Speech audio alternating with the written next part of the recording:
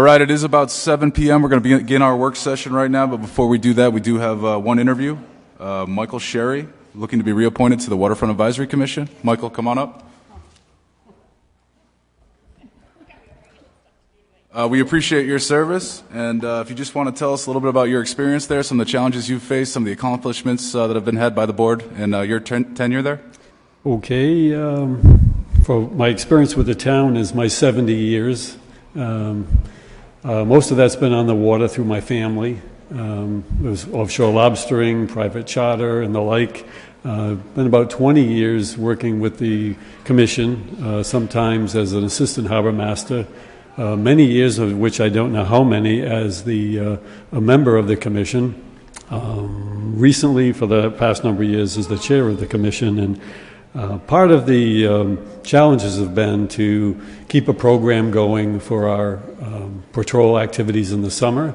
Was running that with Barry Ennis for probably 15 years, and that has been very successful until recently, where we found trouble getting competent candidates for the job, so we've changed that around to be a full-time harbor master serving as natural resource officer too, and Mike Stack. I have to claim credit with Barry Ennis in hiring Mike 18 years ago to be a person who was really good at what he did and has gone on to DEM, then come back to us as a real talent in the industry. And we have a very good recreational program on the water that keeps things calm, deals with any issues that comes up, both in enforcement and helping the recreational community. And I especially like the way we help the boaters on the water, rather than just an enforcement type thing where we help them out. One program we do is we give out life jackets for people to use in case they don't have them. They come for the day. They don't want to have to go back to shore and then run around and try to buy life jackets. So we give them out and ask them to return them to the police department at the end of the day. And to date, we haven't lost any. They've all come back to us. So working with CRMC has been difficult over the years. Late data getting to us after the expiration date for CRMC usually, and I know I owe you folks a document to send back to CRMC through your approval for coordinating their activity with our review activity, so we don't have to keep rejecting it through you and causing this delay loop. And part of that is the sequencing of their cycle of 30 days and our cycle of 30 days. So you can get 60 to 90 days delay in this just by virtue of the fact of timing. So we're trying to work out something where CRMC and our organization can make it more smoothly so we can benefit the townspeople using the water. Excellent. Thank you, Michael. Any questions from the members for Michael? All right, thank you. Appreciate that thorough response. And you should find out tonight on reappointment. Okay, thank you very much. All right, at this point, I'll turn it over to you, Jim, to walk us through the agenda. Thank you, Mr. President.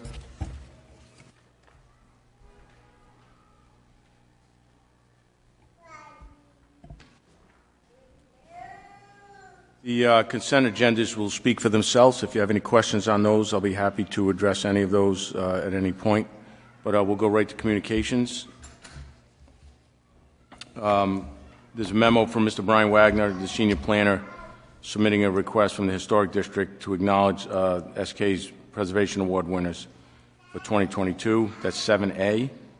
7C, an email from Mr. Ken Burke, who's the chairman of the Bicycle Pedestrian Advisory Committee, requesting to present the Bicycle Pedestrian Master Plan for consideration.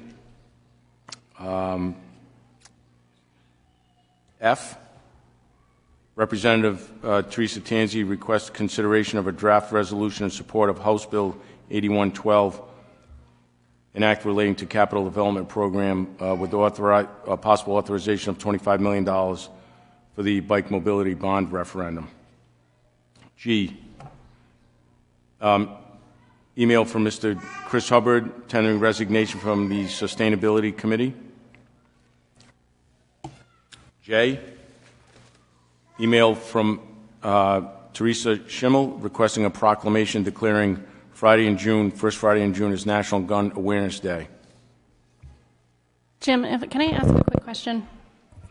If We have a lot of people here to speak to the DLI thing, which is item I. Can we pull that off consent agenda and maybe have a bit of a discussion about how we got here and what we can or can't do for them before we get to public comment, so that they're not coming into public comment wanting to speak? And I think if we can have a discussion first, it might save some people their time. Sure. And then, Jim, we might have some representatives from the school department here tonight, and if we take this item I off consent agenda, then we could give them an opportunity to speak at that point. Yes, on an underlying basis. Yes, sir. I was just informed the two representatives who are going to come from the superintendent have elected not to come tonight. I do think there will be some members of the school committee here, though, tonight. I have a question about another item on the agenda. Whatever we do as a group, I'm fine with. For the complete streets, which one is that? C, 7C. So are they requesting to come before us, before the planning board? Because I don't think that the planning board has weighed in on the plan and given them feedback. Deb, I think I expect Ken Burke to be here tonight as the chairperson. I think he's looking to give us an update tonight, just as to what they're working on, their challenges, and sort of give us an update. Okay. And then we'll see what sort of they're requesting at that point. Okay. Thank you.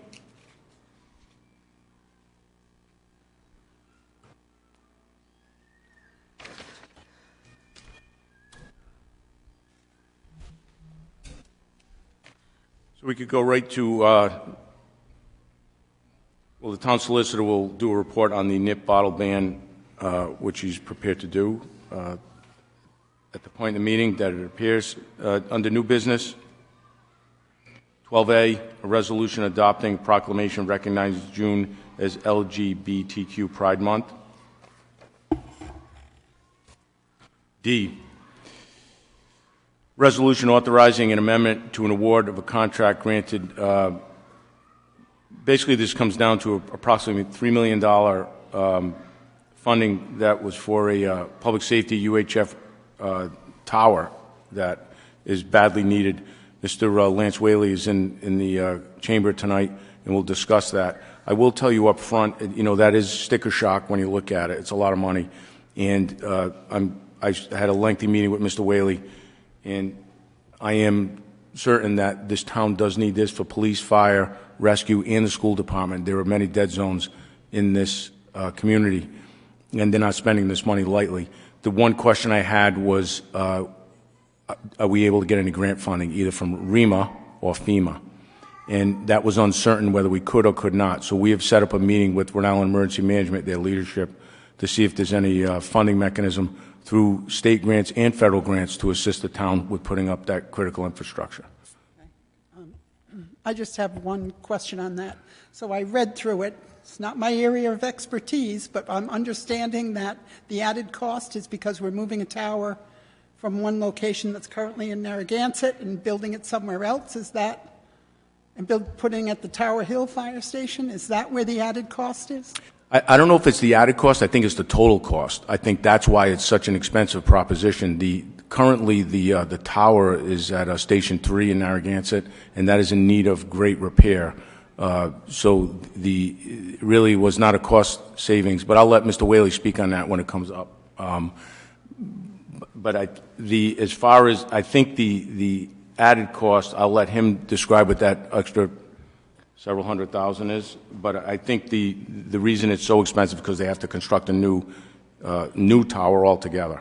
But the variance is for the construction of that new tower. Well, the $3 million includes the tower project. Right, but we had approved the Yes. $2,682,000. Right now, we need to up that by $400,000. We can wait when he.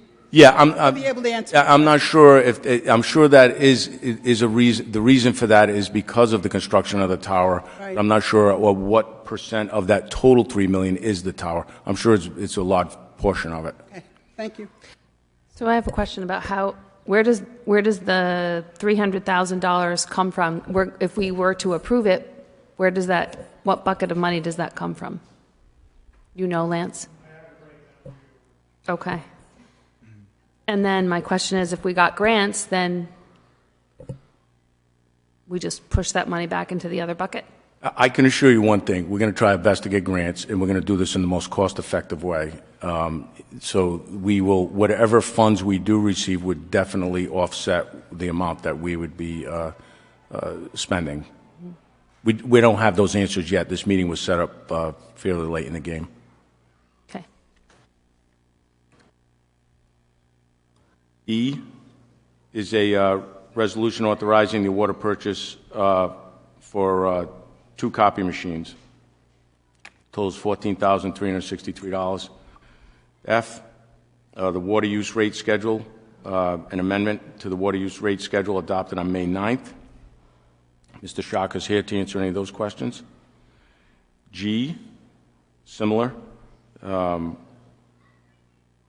Shaka's here as well to answer any questions on the Rose Hill landfill methane monitoring consulting engineering contract amendment. H, it's a resolution authorizing reimbursement to the Union Fire District for costs associated with the EMS building that was originally going to be, research was being done to put it at the Matunic Fire Station. The amount is $11,089. In speaking with Mr. Jamie Rabbit today and looking at the breakdown of these, what those costs were, it is a very reasonable cost, and he explained that is, he thought it would be substantially higher, was actually surprised that it came in that low.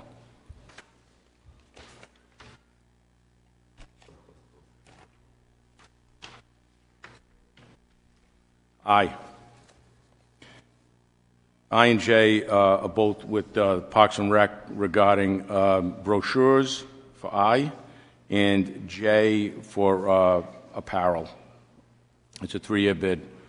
The first one's for about $8,200. The second one's for $13,200. K is with our IT department. A 3-year contract with ThinkGuard. $5,625 per year, not to exceed the total amount of $16,875. The next 2 are a consent agenda, and then we have a closed executive session after that. All right, thank you, Jim. Any questions for the manager this time? All right, seeing none, we'll take about a... Oh, you got one, Deb? Go ahead. I had a question. Just because it's going to be Memorial Day and the water ban, and when you talked about the water use, it made me think to ask John, does he know if the water ban signs are going to come up and we're going to do the odd even water ban right away? Just so we can tell the community that that's what's coming, because I know that's a constant issue. I know it's not on the agenda, just had the question. Maybe we could just have a report out for that. So we typically caucus with Suez, which is now known as Veolia, in the town of Narragansett. Sometime around this time, typically we don't impose those bans unless we need to, probably mid-June.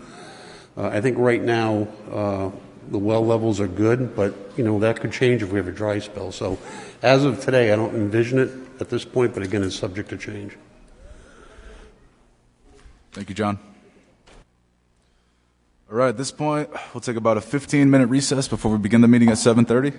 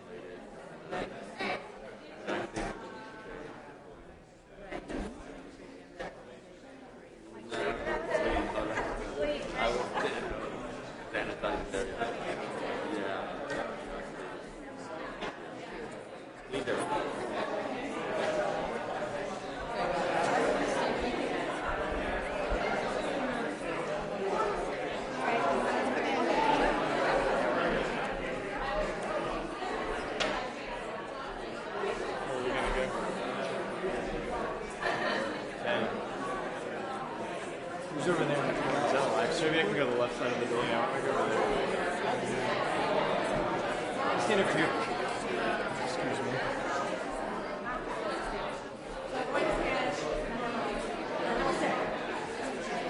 I know, I told Maisie, I was like, sitting outside my car.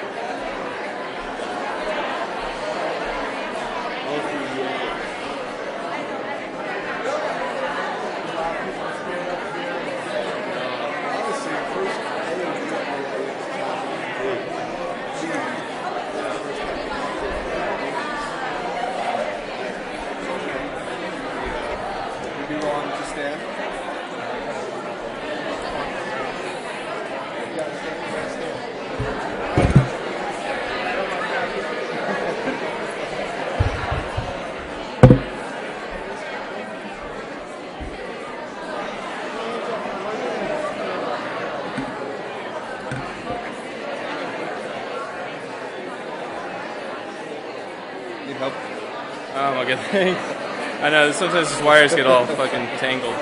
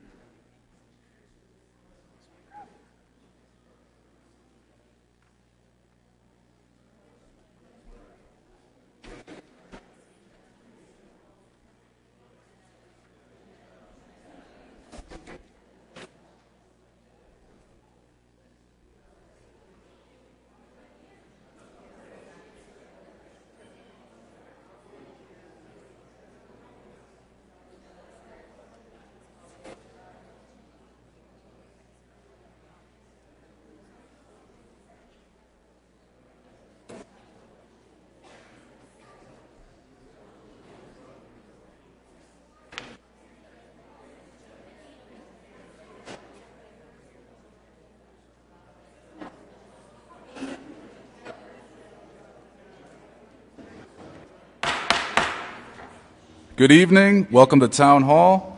It is Monday, March 23rd, around 7:30 p.m. This is a regularly scheduled Town Council meeting. First order of business is the pledge to the flag.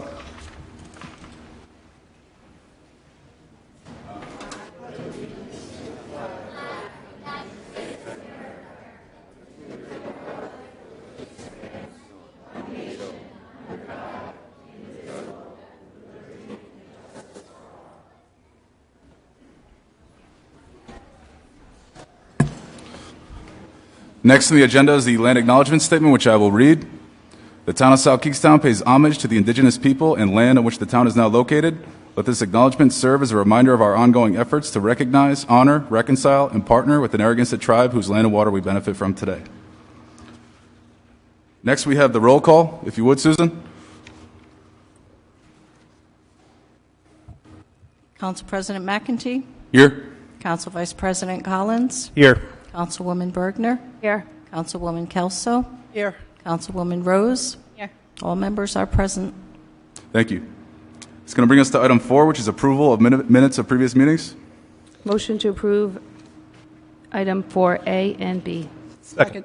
We have a motion and a second. Any discussion? Anyone opposed?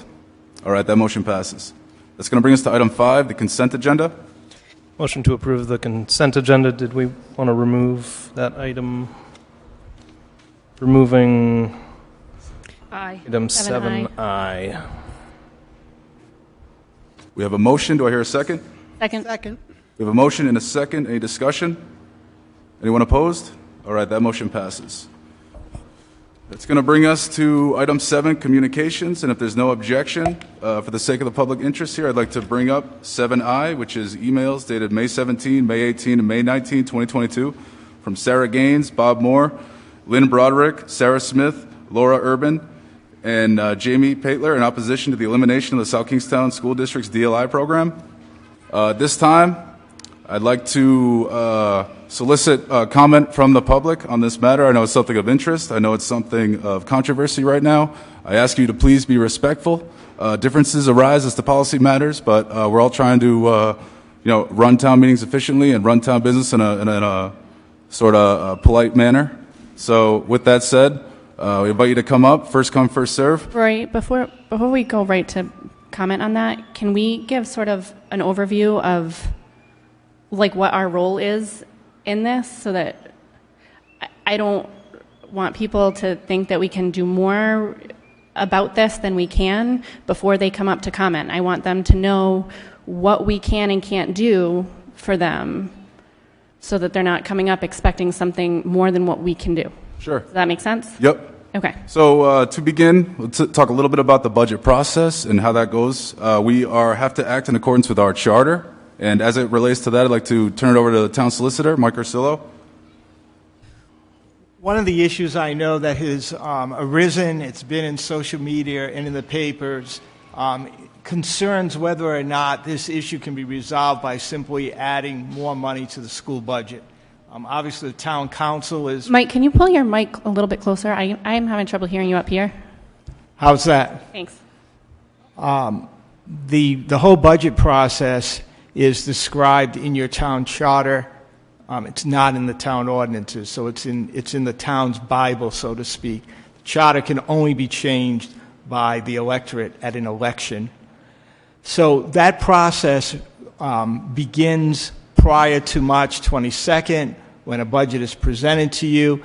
It is followed by 2 public hearings on both the municipal budget and the school budget. If there are individuals who are not happy with what those numbers are, they have the right to petition the council to ask for increases or decreases. That needs to be done by April 21st of each year. The council then has more hearings. The final budget has to be approved by May 1. If individuals in the community are still not happy, they have the right to petition the council to set up an election. All that has to happen by May 12th. So my point is all those deadlines have now passed. So you, except for a public health and safety emergency, you do not have the ability to amend your budget at this point. The budget and the tax rate and all of that is now rock solid. So you can't change the budget. However, the line item for the school committee that you approve is not line item by line item like in the municipal budget where you do a police and fire, et cetera, et cetera. It's one bottom line item. The school committee has every power and authority to rearrange those line items in any way they see fit. So acting within the budget that you have approved for them, they do have the ability to move money around. But it's up to them as a school committee to make that decision. So although you cannot have any impact on the budget or come up with more funds, the school committee does have that ability at this point. So I just want to make clear that, while we, at least I do, I'm sure everybody here does, sympathize with you all and even share in some of your frustrations, that our hands are kind of tied. So what Mike is saying is that while we allot the school committee their budget, we cannot tell them how to spend it. That is not our job. We can't do it. So I just want to make sure that everybody knows that. I know you guys are here spending your time, and I really appreciate that. I just want you to know what you're coming into before. I hope that helps guide some of your comments towards us. Thank you, Jess. Thank you, Mike. Deb? So I also, I believe that democracy is having everybody be heard. So if everybody wanted to speak, and I'm looking around, there's probably 100 people here, and we typically give 5 minutes, so that's 12 people an hour. We would never get to all of you, so I would respectfully ask that we maybe adjust the time down a little bit. If people want to speak, maybe go from 5 minutes to 2.5 minutes to hear from as many people, rather than to have depth. We'll have more breadth of people. I don't trying to shut anyone down, but I'm trying to get as many people here. And that would be asking all of us to change it from 5 minutes to 2.5. I don't know how you feel about that. I agree with that, Deb. We want to hear from you all. We appreciate that you're concerned about certain issues. We want to hear from you. We want to hear what you want to say. It factors into our decision making. But for the sake of being able to hear everyone speak, we do think it's important to limit it down to 2.5 minutes. So we just ask you to think about what you want to say, try to be concise, and that way we can hear from as many as we can. So with that said, we're going to open it up to the mic.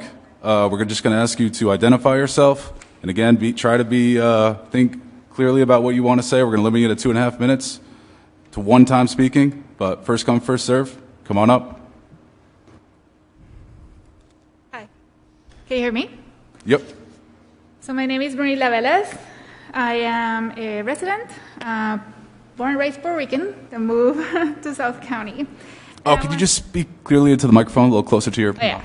I want to thank you for the opportunity to speak along with members of our community. We're all living in difficult times, so we understand that there's tough decisions, and thank you for that clarification about the abilities that you have. And I guess these comments would apply moving forward. What we need is then to consider on future, when you're allocating fundings for the school committee, that leveling the funding is really cutting the funding. We're in a, cost of living is increasing. Electricity, all of the cost, transportation, gasoline, fuel.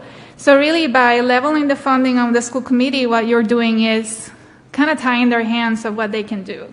So understanding that now perhaps it's too late for us to voice. And the reason for that is because we were told that we were safe. Had we known that we weren't safe, we probably would have been here earlier. But unfortunately, that didn't happen.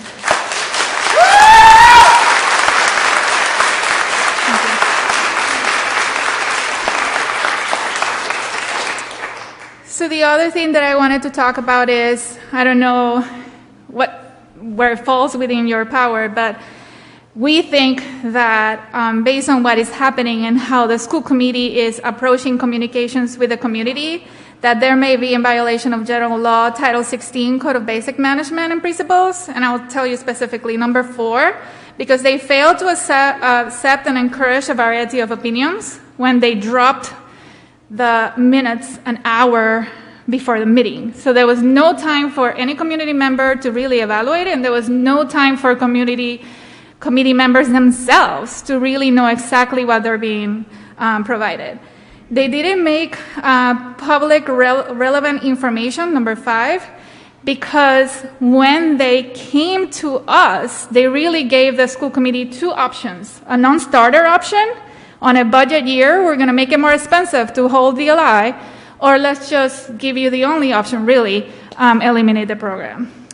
And then number 11, recognizing the grades and concerns of education of the children, because the decisions and the ideas that they presented weren't for the betterment of the children. They were for managerial, perhaps administrative decisions, but they didn't really help the children. Thank you. Thank you.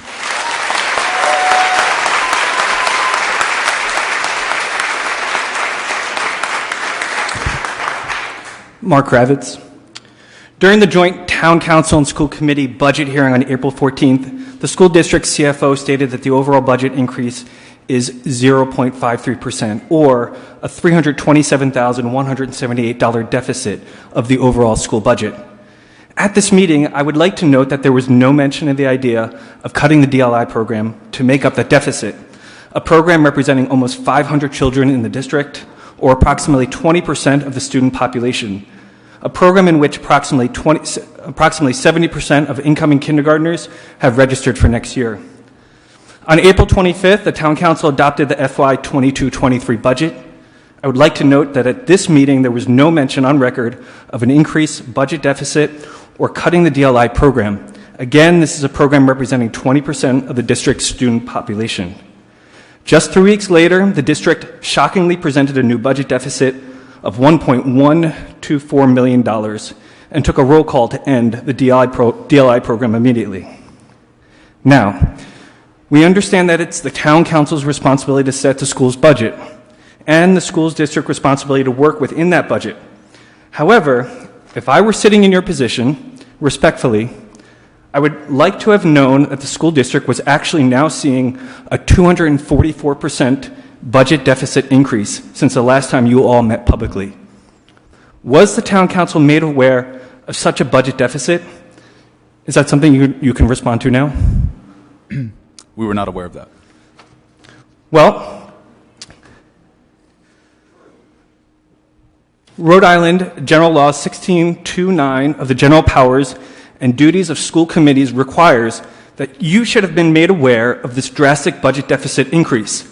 The law states, in the event that any obligation, encumbrance, or expenditure by superintendent of schools or a school committee is in excess of the amount budgeted, or that any revenue is less than the amount budgeted, the school committee shall, within 5 working days of its discovery of potential or actual over-expenditure or revenue deficiency, submit a written statement of the amount of and cause for the over-obligation or over-expenditure or revenue deficiency to the city or town council president and any other person who by local charter or statute serves as the city or town's executive officer.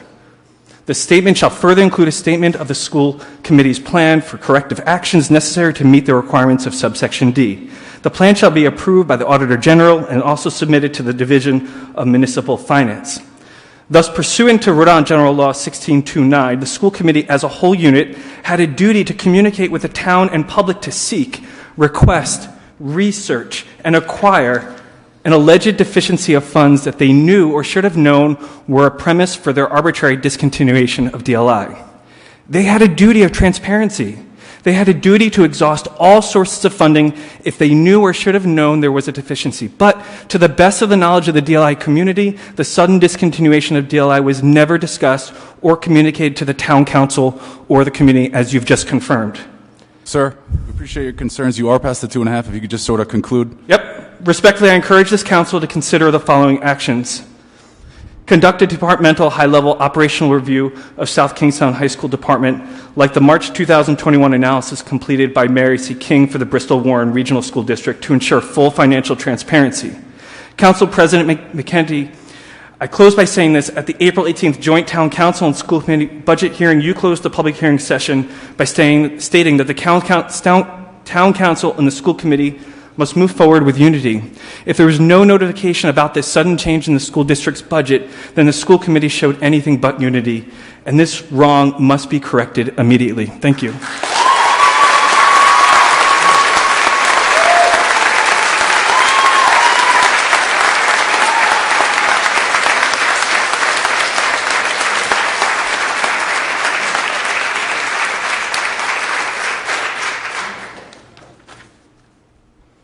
Hi, my name is Vanessa Armano.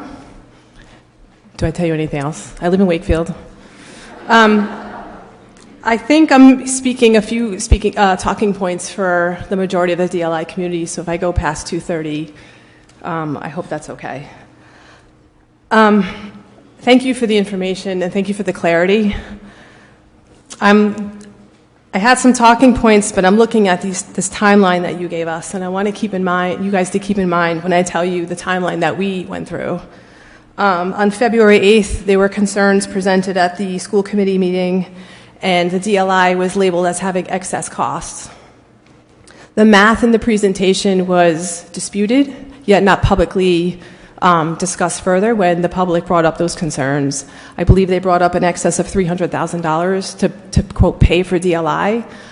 There was errors in the math, and there was also a failure to compare the money in the monolingual programs, which I think would be equal in those costs.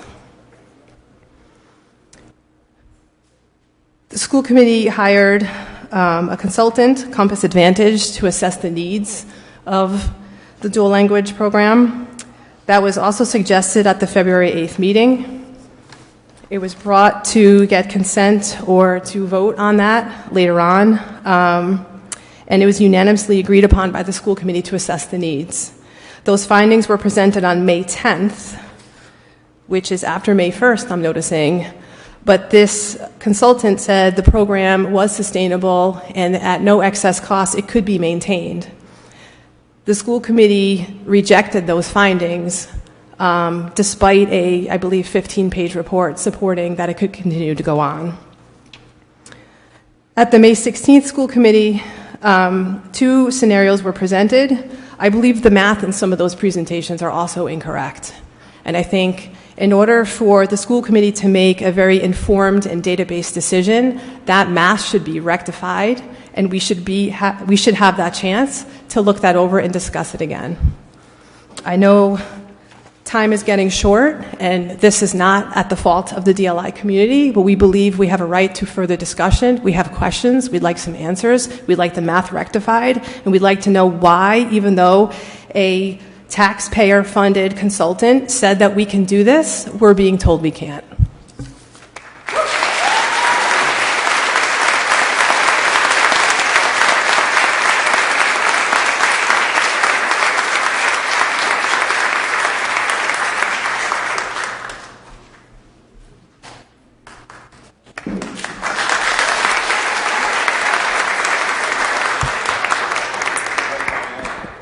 This is just a quick speech I prepared before coming, and my name is Reva Patel, and I go to West Kingston Elementary School, and this is my teacher, Senora Waterman.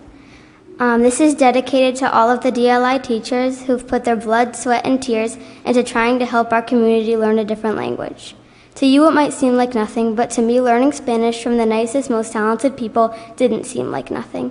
To me, it means everything to have someone always there to help guide me in the right direction and help open new doors for me. My future can and will be changed drastically by knowing a second language. Now I'm going to say something in Spanish for all of the DLI teachers out there who've helped me and hundreds more learn Spanish.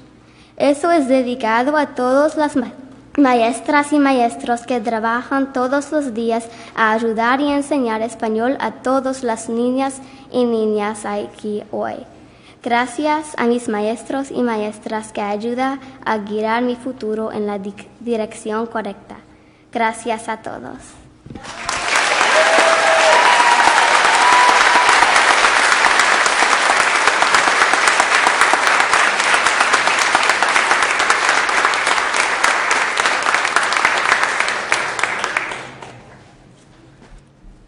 Next person, just feel free, come right up.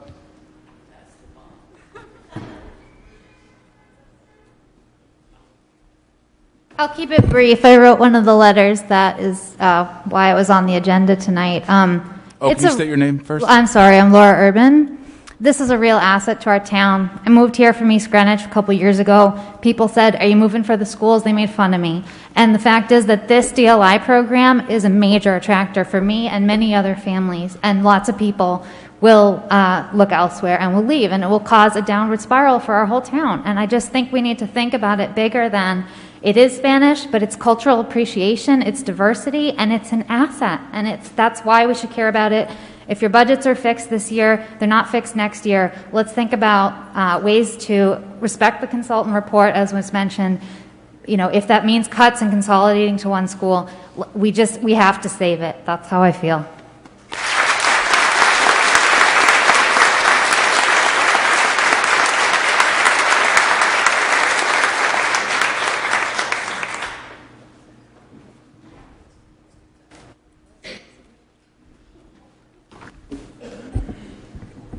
Good evening. My name is Jesus de la Torre. I'm a kindergarten teacher in the DLI program. And young lady, your words are so touching. You know, I'm Jesus de la Torre. We do this out of love. We do this because we want to do this. We do this in spite of the fact that DLI teachers have twice as many students and half the time to teach them. And yet, you can see the wonderful results that we are able to achieve because of that love.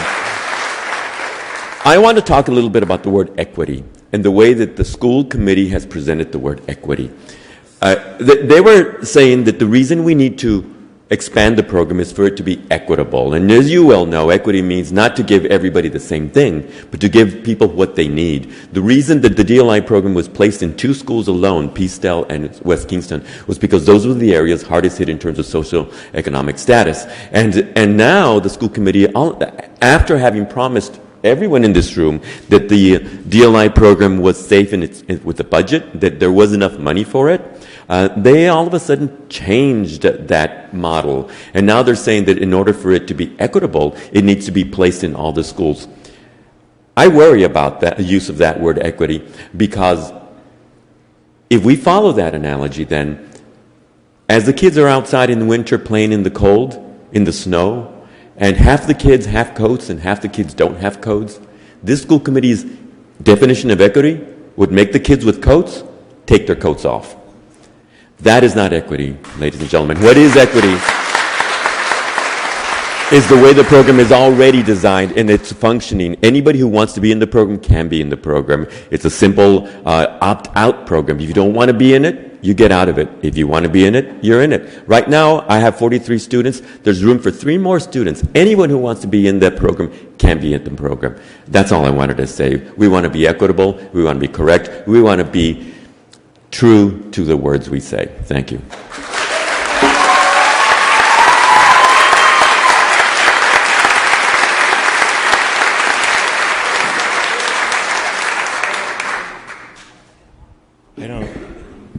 I don't want to follow him.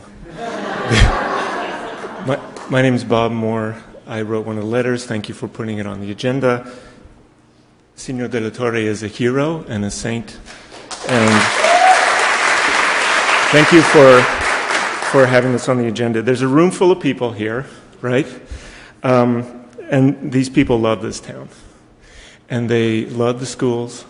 They support the schools enthusiastically with rigor and color and flair and love. And they're upset. And they're upset because that decision that the school committee took is one that was anti-transparent and anti-democratic. Democracy relies on transparency as a key tenet of it, right? And this building is, as evidenced here tonight, is from which the light of democracy emanates. Okay, you guys and gals have cultural and social capital in this town as the people who sit up there where democracy is based in this town. And so what I ask of you tonight is, I know you have all the things that Councilwoman Rose explained, right? But if I were you, I would look into what happened that evening, because to me it broke at least the spirit of the Open Meetings Act, if not the letter of it. Perhaps someone here can look into that question. But it definitely broke the spirit of it. And it broke the spirit of all these people in this room who care about this town and want to stay here. So I'd like to ask you to first ask the school committee to come before you and explain their decisions and what's behind them. And then I'd like you to offer to them, should the budget not be able to be worked out, 1 year of emergency funding to do that, for 1 year of funding of the DLI to get it straight and get it on budget and get it working in this town for everybody here. Thank you.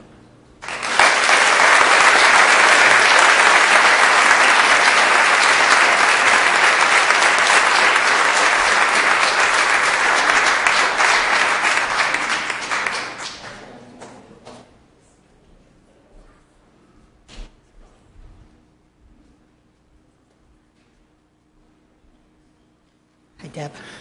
Hi, my name is Pam Cottle, and I am probably one of the oldest parents here. I have a 10-year-old in the 5th grade at Broad Rock, and she has been in the DLI program the second year it started. And before I heard of the DLI, she was going to go to Monsignor Clark. I thought it was the best program that South Kingston could ever give to these children. How can you not want your child to be dual language at the 8th grade? And then at that time in high school, they could go on, this is what I was told, in 9th grade, they could go on and be 3 language. They could have 3 languages by the time they got out of high school. And with this, if I had gone to the last week's school committee meeting, I'm ready to cry now because you're telling us you can't do anything. And I understand that. But there has to be a way, like you said, an emergency budget. There is COVID money. Is there some way you can keep it in thing? There has been things on Facebook that they want to start a charter school. Charter schools are going to take money away from the town. Okay?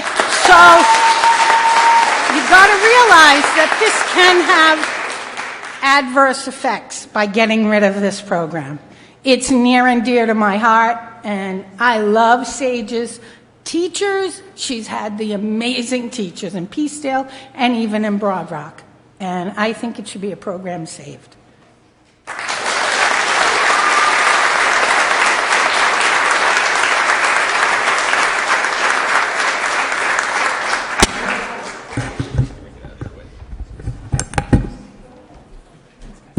Hi, I'll be short and sweet. I'm Carrie Curto.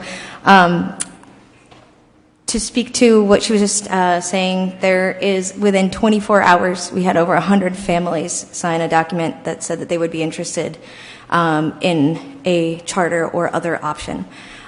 You have been amazing. Like, first of all, thank you for your service to this town. And thank you, community, for your service to our kids' education. We have an awesome town. We have an amazing community. So if there's anything that can be found in the town charter, any creative ideas, I know for a fact that there's over 100 families that would work as shoulder partners to try to make it happen. So let us know if there's anything that you can think of, that you can do, that we can do, and we're happy to work as shoulder partners in this because it means so much to us. And now my son is going to say something, and I'm not sure what it is, and I hope it's okay.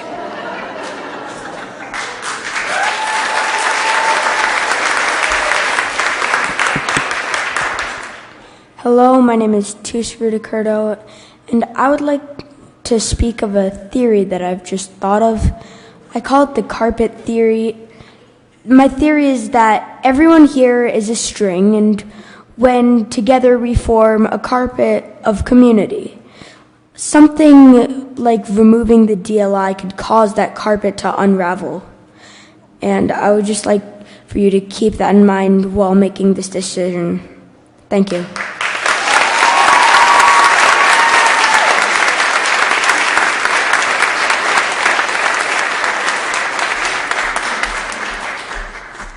Hello, my name is Soleil Smith. I am in 6th grade, and I've been in DLI for a long time. ever since I was 2. And if you DLI is like a part of me. Like if you take it away from me, I can't be myself. I love languages and I've always loved them. My mom, right there, and my brother right there. She taught me Italian and then she taught me Spanish. And I wouldn't be the person that I am right now without Spanish. And with DLI, I've gotten to see people that look like me. And I've been in monolingual and I haven't seen anybody that looked like me. And yeah.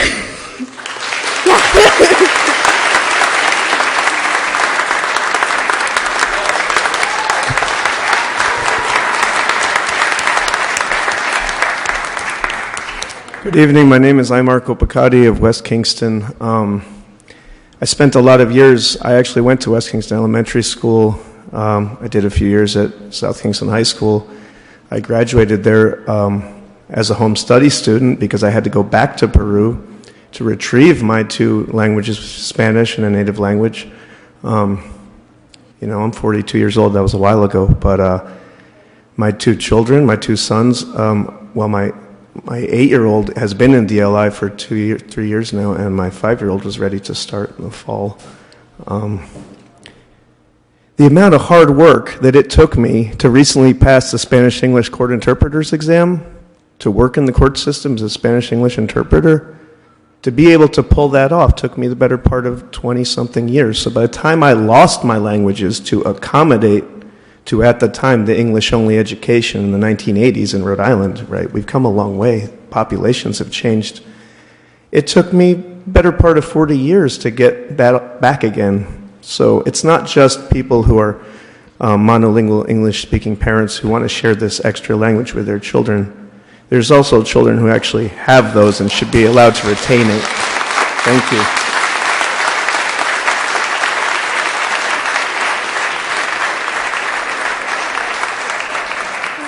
Hi, my name's Donna Shirley, and this is my daughter, Jaden Riley, and my son, Keenan Riley, is over there. Both of my children have been in the DLI program since they were in kindergarten, and I'm very, very disappointed that this program has ended.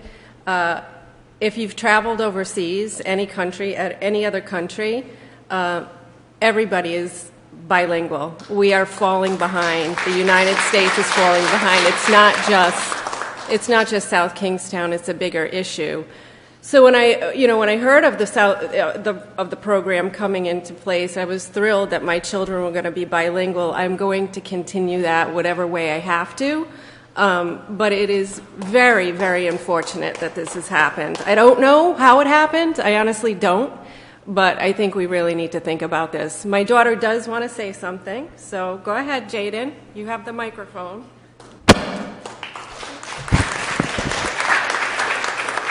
Go ahead, honey. You got it.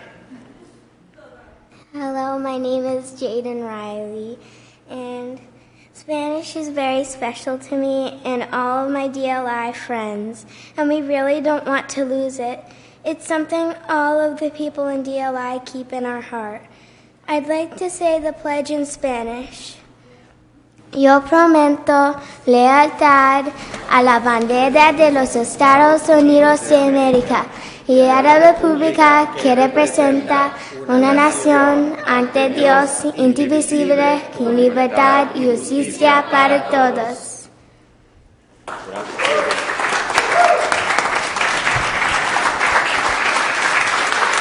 And I have to say, Senor De La Torre, he is magic.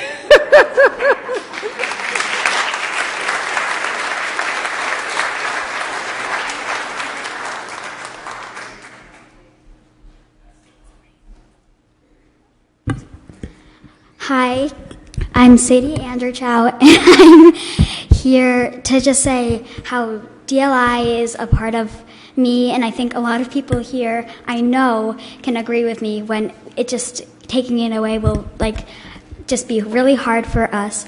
And this is my so Reva was here to say her speech earlier, and she's just going to try to agree with me, and we're going to tell you how much we feel how we need this to stay here with us. Yeah, I really liked the carpet theory. Yeah, I can really relate to that. And I like how everybody in this room is one string, and together we all make a carpet. And if you take DLI away, it all unravels, and we don't have, like, DLI is part of me, and if to take it away, it'd be like losing a family member. It's really important to me.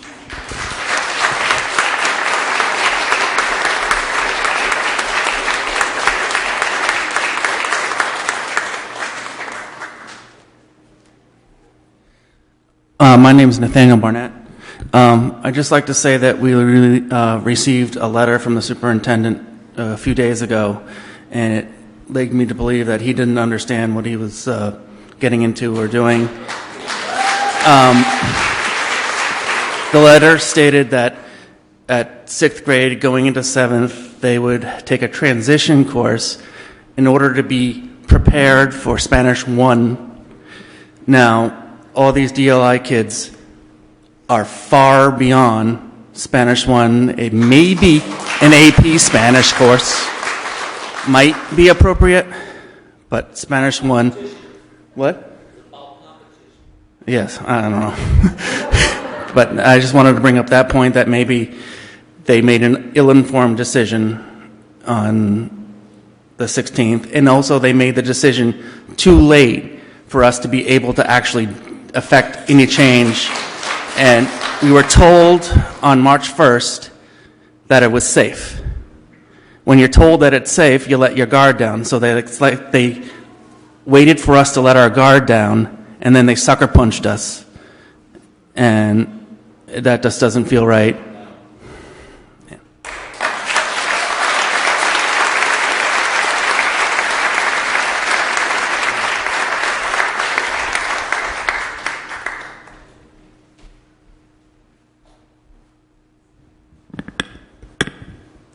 So a lot of other people have come. Hi, my name is Maya Hubbard. A lot of other people have came up here and they've said a lot of the stuff that I was thinking, and I would just like to share how the day after the school committee meeting, it was a Tuesday, and my teacher set up a little circle and we all sat down and we all just started to cry. It was so hard on us, and it's really hard on me just remembering it. And we were all sharing our favorite memories from the DLI program, and I feel like the school committee made a wrong decision. I think they do probably have a reason behind it, but I think a lot of us do not agree with that reason, and I just think the DLI is a big part of all of us, and it's a big part of our community. Thank you.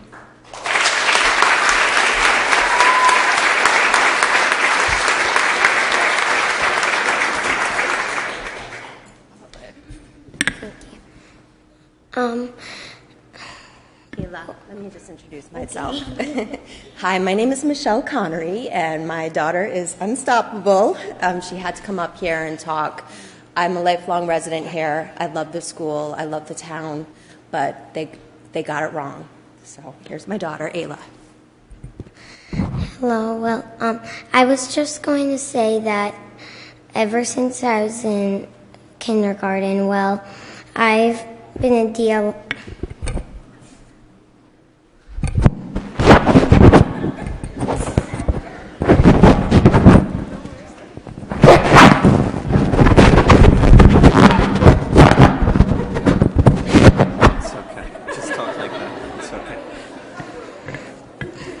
You are unstoppable.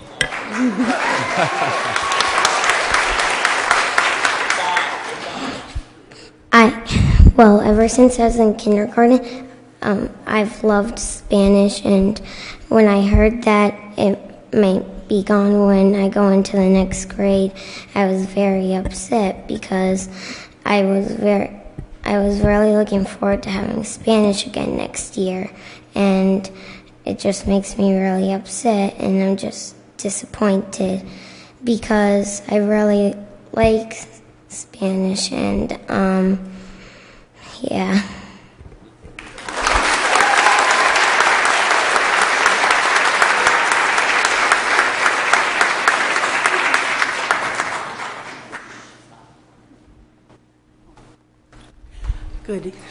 Good evening. Hi, my name is Josephine DeFusco.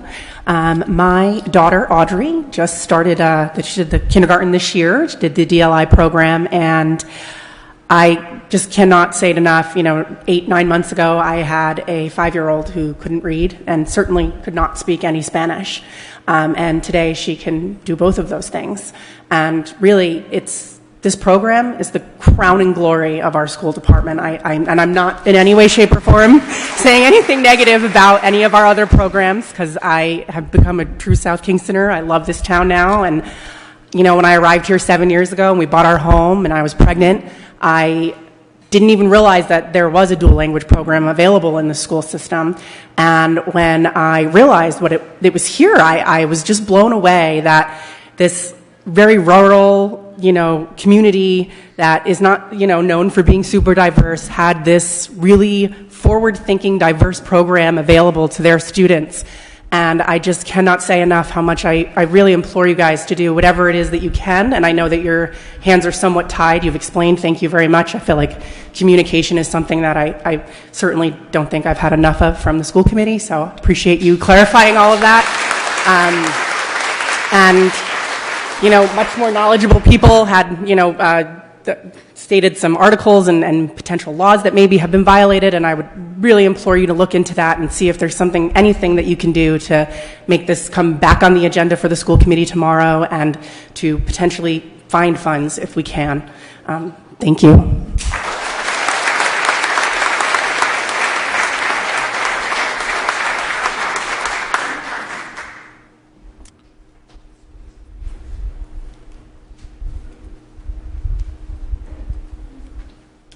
Hi, my name is Cody Oakes. I had no intentions of talking tonight, but I'm not sure. Are you aware of the fact that an email went out Thursday night from the superintendent that actually was advertising the DLI program?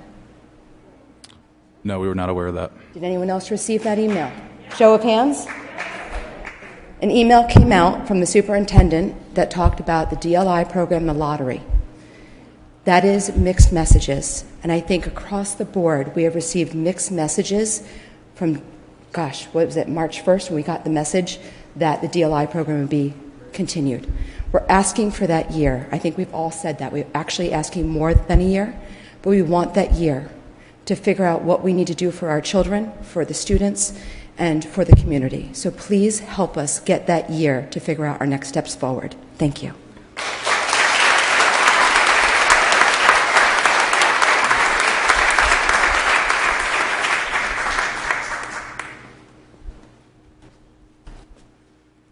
Hi, my name's, that's loud, sorry, I'm a really loud person. Hi, my name's Katie Garvin. I've got 2 children in the program and a third coming into kindergarten. One of the things that I feel we really need to be mindful of is that we have a lot of change happening in town right now, not just obviously our DLI program. If we could have a year to try to keep the program, try to get ourselves back in track, I think that would make a really big impact on all of our kids when we're having a huge transition for a lot of students. We're closing an elementary school. We've got a lot of kids. Kids are moving from Wakefield. Kids are moving from Peacedale. There's a lot of change. I think what we could do, if we could have that year, is also figure out ways to make this a priority for all of our students, which is something that I think a lot of us can agree is really necessary. I fully understand that this is not something that everyone wants, but I think a lot of us agree that when there was world language for the children that were opting out of DLI, that was a really sort of a peaceful time. And I think right now, if our school district could be given a chance to just take a breather and get our kids all situated in their new places and really just bring down the tension, it would go a really long way. We would keep some families here who are ready to jump on out of here. Lotteries at the charter schools sort of reopened. If you hadn't put in for the first round. Our private schools are exploding at the seams. I think if we could just settle down, transition our kids into 3 buildings from 4, it would go a huge way towards helping everyone settle and really look towards the future for our town. And if there's anything that can be done towards emergency funding, I just think you might keep a lot of kids in your schools. Thank you.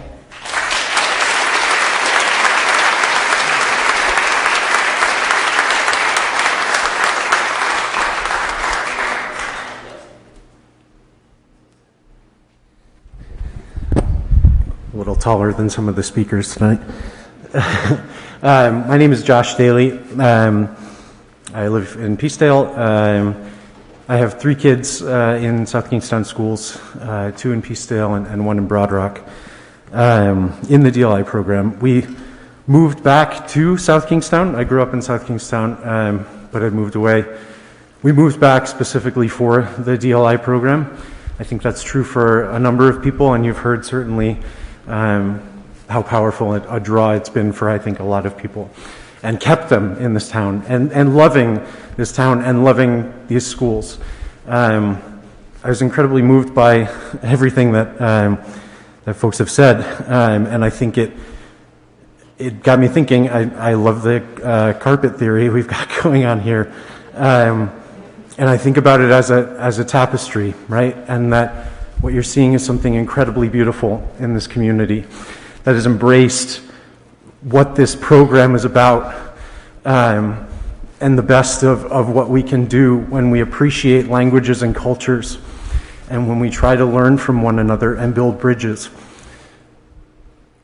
When you tear a fabric, it becomes easier to rip it apart. It's harder to mend it together. We need your help to mend it back together. This town has been torn over and over again. We need you to find creative ways forward. We know this is not your mess. This isn't the mess that you made. But we need you to find creative ways forward. I said this to the school committee last Monday. It can feel like your back is against the wall. And when your back is against the wall, you can't think with clarity, you can't think with nuance, and you can't think with creativity. There are ways forward with our dual language immersion program. You've heard the strength of this program for this community. You've heard the number of people here who want to mend this community together. We don't want to be alienated from this community. We've been ripped apart, and we've had something that's so beautiful taken away. And I think I'm asking you to think about what it is that you can do to try to help mend. Thank you.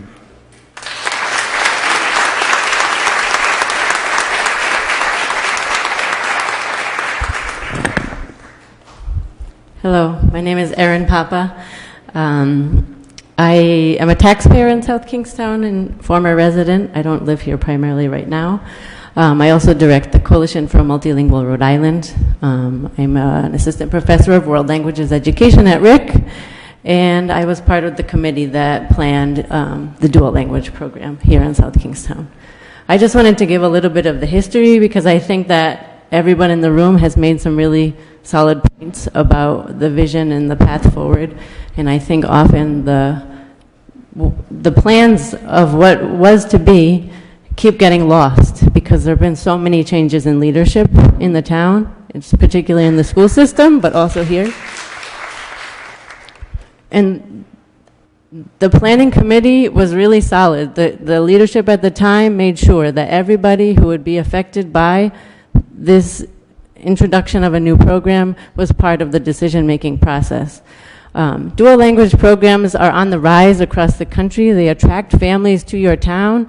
We planned this so that it would grow not only through 8th grade, but on into high school, so that the students who are just now told that they're ready for Spanish 1, well, the plan is that by 8th grade, they've done 8 years of DLI, they're at an intermediate to almost advanced proficiency level and ready to take the AP Spanish exam as 9th graders.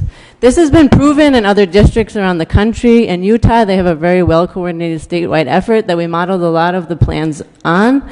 And they have students passing AP in 9th grade and doing dual concurrent enrollment courses with their state universities in 10th, 11th, and 12th grade. The plan was the same here, to do that with URI. URI is right here in the backyard. The leadership keeps changing.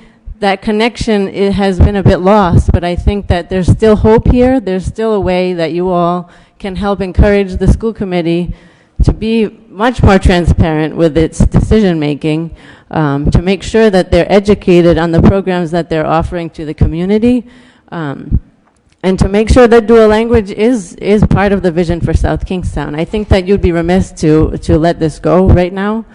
You will see a mass exodus of families from the schools, a loss of revenue to the town.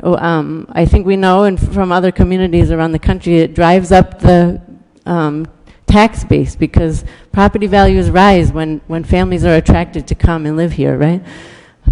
So I don't know if anyone has done that particular study here, but I think it would be worth looking into because I know there's been a poll of how many families either moved here or stayed here and didn't put their kids in private or parochial schools because of dual language, and it's a lot.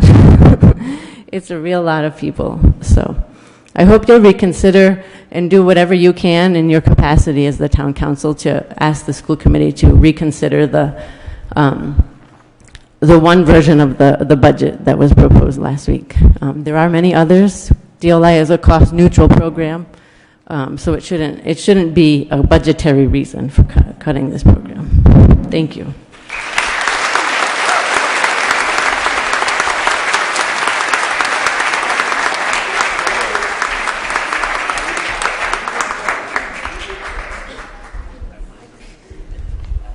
Lori, could we just have that microphone fixed to make sure it's more clear when people speak into it?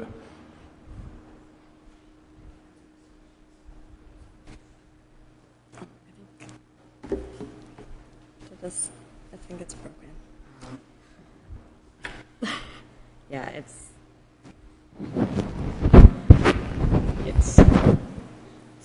pulled off. I can just stay back a little bit. Yeah, I just don't hear it. It's not going to stay on. It's pulled apart. It's all right. Thank you. My name is Alyssa Bennett. I am a prospective South Kingstown resident. My husband, who is from Costa Rica and a native Spanish speaker, and I have been looking for a home in South Kingstown for the past 2 years to afford our 3 daughters, aged 5.5, 4, and 18 months, the opportunity to participate in the dual language immersion program. In April, we finally found a property that would work for our family's needs, and we're set to close on that property later this week. Imagine our disappointment to be so close to realizing this dream for our girls and our family. Half of our daughter's family still lives in Costa Rica and speaks only Spanish, which is why our family made becoming fluent in Spanish, in addition to getting a quality traditional education, a priority when choosing South Kingstown. On a personal note, as an emergency medicine physician, I have spent countless hours and years learning Spanish as an adult, at first to improve my ability to care for my patients, and later to be better able to communicate with my in-laws. Having the ability to speak a second language is an invaluable skill in our world today. And let me tell you, the time for learning language for our children is now. As research shows, a child's ability to learn language is unparalleled versus my still limited language abilities that have been hard-won. It is an undisputed fact that families who are fortunate enough to have a choice, choose a place to live, often to provide the best possible opportunity for their child's education. I don't have any delusions that our disappointment and sense of loss in this decision can be compared to that of the children and families who have been learning and loving to learn in this way for years. I speak tonight to simply put a face and a story to the idea that people do, in fact, live here, stay here, and even move here for DLI. Thank you again for your time, y gracias a todos por la oportunidad de hablar con todos ustedes esta noche.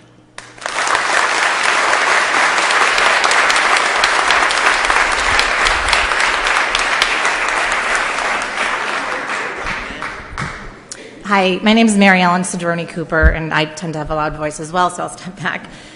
You guys have all inspired me to speak up. I'm not someone that would volunteer to speak in a public forum, but I can appreciate the position that you're in after hearing some of the parents, and I had no intention of speaking either, so rock on.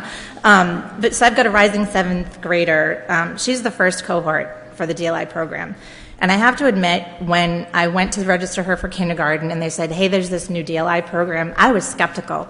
I said, I don't think this is for us. I'm not sure what this is all about. I did my research. I listened. I went to the meetings, gathered as much data as I could find. And it didn't take long to realize that I could not afford to miss the opportunity for my daughter, for her to learn a second language. I have zero regrets. It's amazing. My daughter translates for us. When we don't understand, we go to Disney and we're in Epcot. She orders off the menu in Spanish.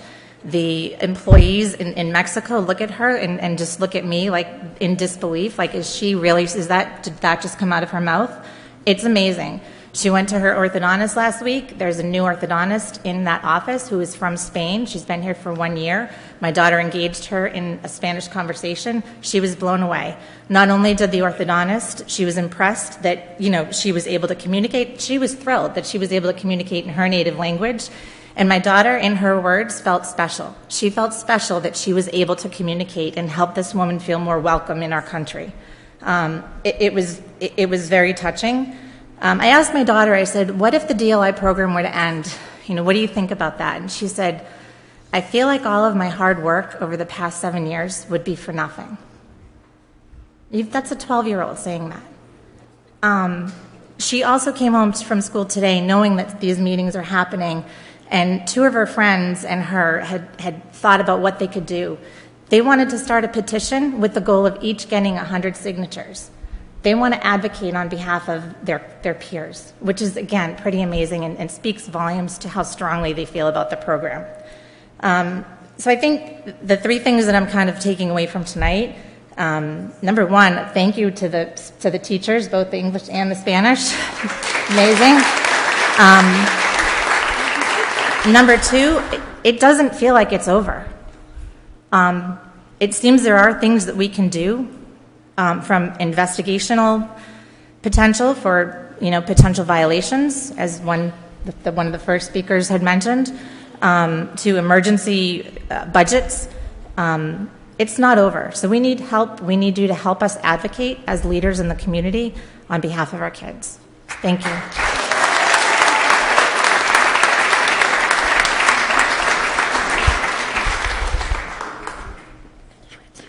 Hi, my name is Suki Butler, and I have been doing the DLI program for almost 6 years, and I really don't know what I would do without it.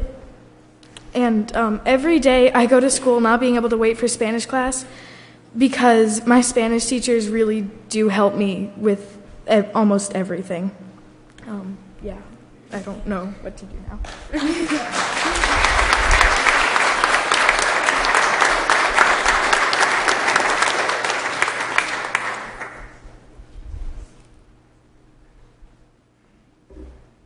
Hello. My name is Jen Matthew, and I'm a parent of 2 students that are in the DLI program at Peacedale Elementary School. There's been a lot of talk about families that have moved to town or have stayed in town because of this program. To put a face to that, I'm one of those families. My 2 boys were offered a chance to attend Kingston Hill Academy, which I'm sure we all know is widely known as one of the best schools in the entire state. I turned down that opportunity solely because of the enrichment opportunities my children would get in dual language immersion.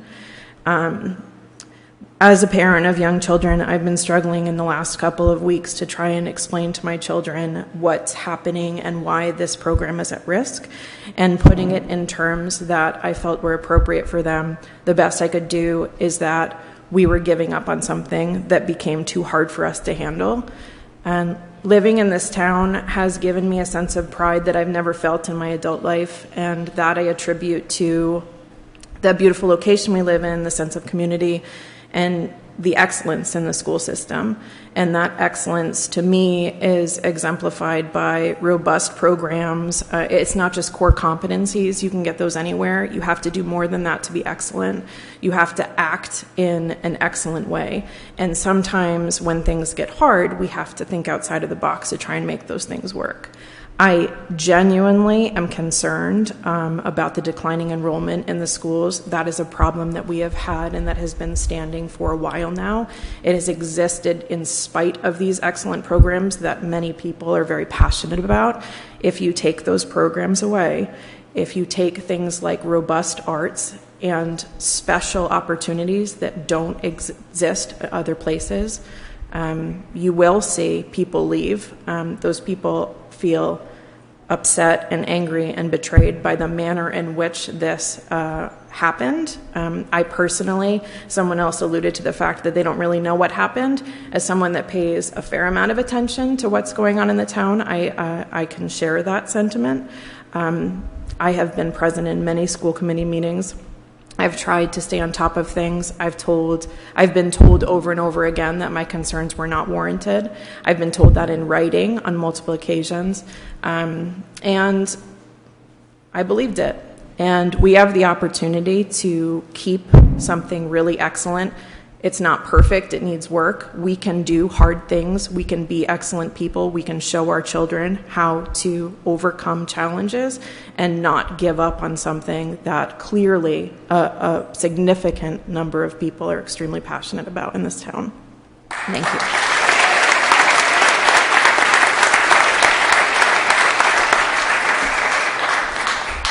Hi, my name is Alejandro Martinez. I have a kindergartner and a little one in pre-K participating in the DLI program. And I just want to share a little bit of my personal experience. I happen to be the opposite of the recent speaker who was up here with who's moving into town. My wife is from here. I'm originally from Colombia. And we live in a mixed household where I'm speaking Spanish, my wife's speaking English. And it's been kind of a strange experience doing this in Southern Rhode Island. People look at us funny when we're in the grocery store and I'm shouting things in Spanish and my wife's shouting things in English. And in the DLI community, we really found a way for our children to be who they are, to live in an environment that is nurturing and caring and celebrates that diversity in who they are. To the point where my son will speak Spanish to anybody except for me. He chooses to speak English to me.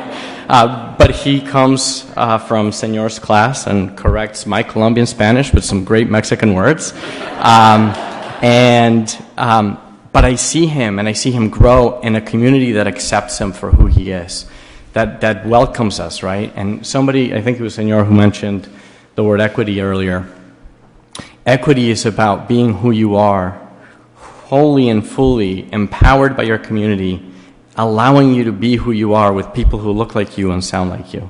And I want nothing more than that for my kids. Thank you.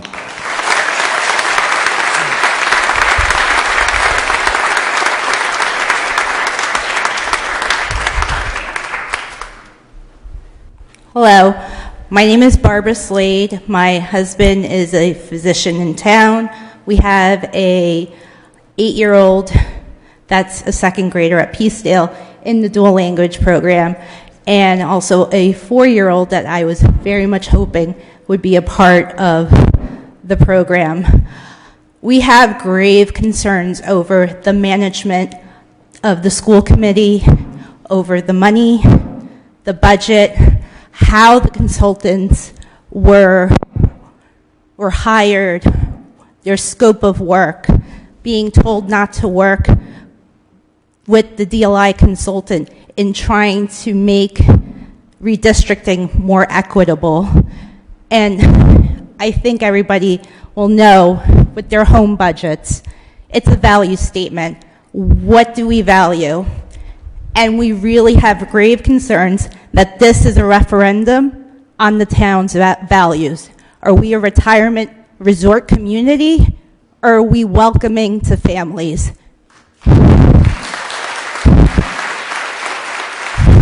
Thank you.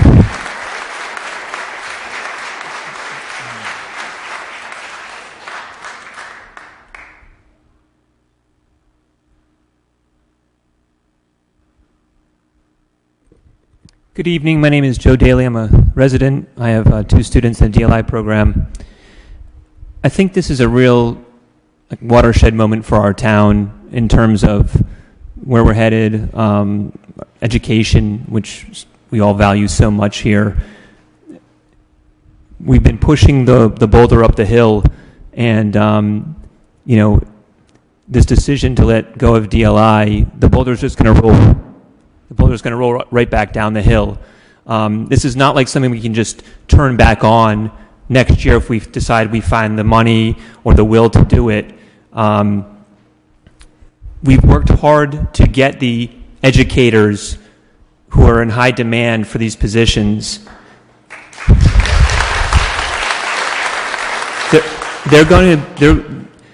If they don't feel wanted in this town or their expertise isn't put to good use, they're going to go to where it's going to be put to good use. And if something isn't done very soon about this program, we're not going to have the opportunity to turn it back on or to keep the ball rolling. And in addition to their skills as both the English and the Spanish language teachers, many of these are educators who have been in our town for a long time. And at the elementary school level particularly, there's a real value in what those educators bring to knowing the building, knowing the community, knowing the students, knowing the families. We might be faced next year with an influx of many new teachers to fill the positions that aren't being fulfilled by these teachers anymore. I think that's a real loss for our town educationally. And when other districts start ramping up their programs, we're going to find ourselves behind. Even if parents, families don't want to be involved in the program, I do think it's a real asset for our town. So for me as a taxpayer, a citizen, I think that this is something that we're going to see the ripple effects of.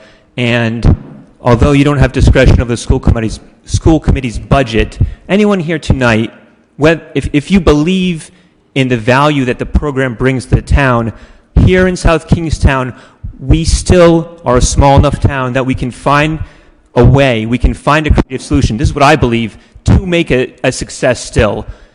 And I think that there's the output tonight here is showing that there's a lot of people who are willing to put into it. I don't have the expertise to figure out the budget side of it, or many sides of it, but the passion that a lot of us have, we're willing to put our nose to the grindstone and find a solution. So if any of you in leadership have an expertise, have a passion, have a solution, please share it and help us. We'd love that. And I think for everyone, DLI or not in this town, student or not, I think we're going to benefit from this program and continue to it. Thank you for your time. Appreciate it.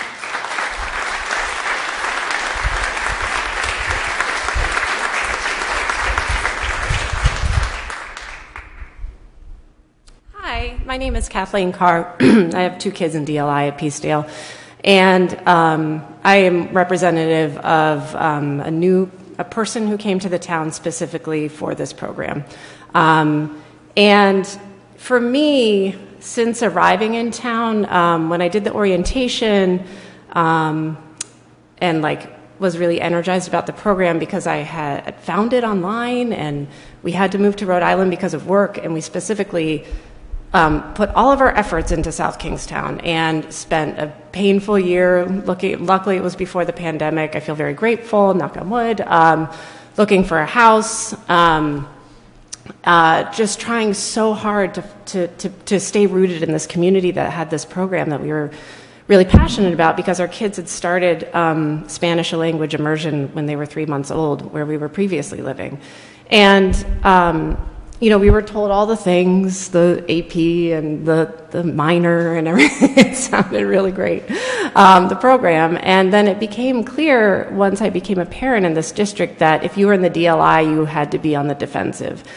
And it was very off-putting. It was very off-putting because I don't know the politics of this town. I'm a new resident, and I'm aware of the fact that there's declining enrollment since 2010 in this town. And here I am. Here we are. We moved to your town. We're here. There's a lot of us. And I asked, in a very good faith way, I would go to the district and offer solutions and ideas. Have you ever just surveyed how many new parents have moved to town? No, they hadn't. That's a very simple thing to do. You just need a SurveyMonkey account. It's really easy.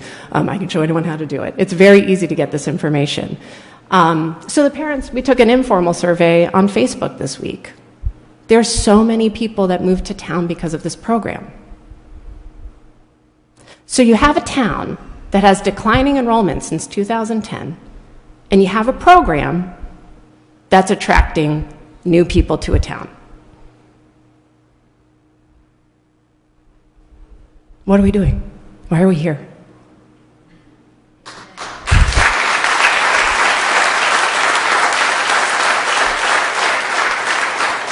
What is the long-term vision for this town then? If there is not foresight to build a community that is open and welcoming to families, then what are we doing? I was at another committee meeting this evening and another council, and it was a lot of... Ma'am, I don't mean to cut you off. You are past the 2.5. Okay. Just sort of conclude. My point is that there were older folks talking about how things used to be in this town, of all the kids on bikes running around, kids everywhere. We can make it happen. It's within our power. Thank you.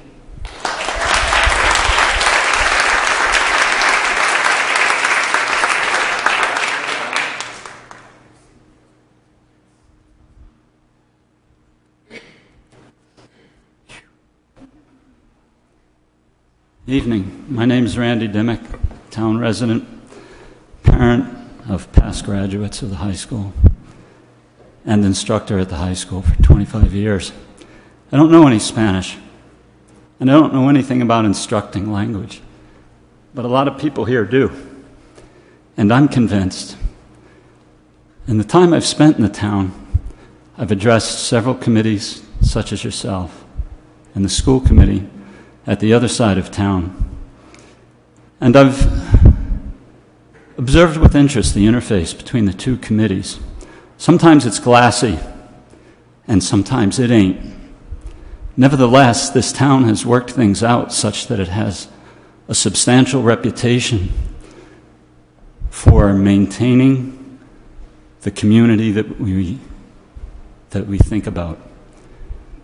It consists of a fabric that's based on a nation of laws and guidelines locally, such as a town charter.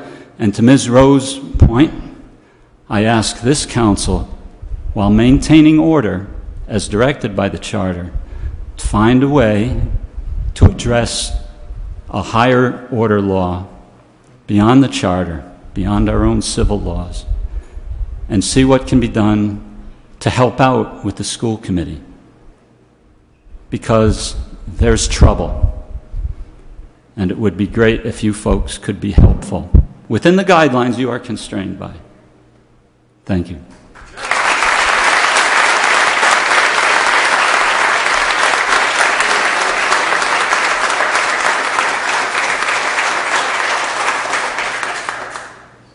If anyone else would like to speak, just feel free. Come right up to the microphone. Try it again. If you haven't spoken yet, feel free. Come on up. We'd like to hear from you.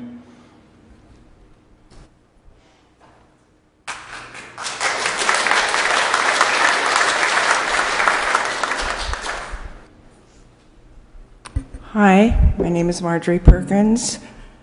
I did not plan to speak today because I have SBS, which is shaken voice syndrome, and I don't have any notes. And I don't have my glasses. And maybe you can help me out. You have a posting on your website about sudden occurrences. And I was wondering if you could read that to me and read it to the room, because I don't have it with me, and I can't pull it up on my phone. Give us one moment on that.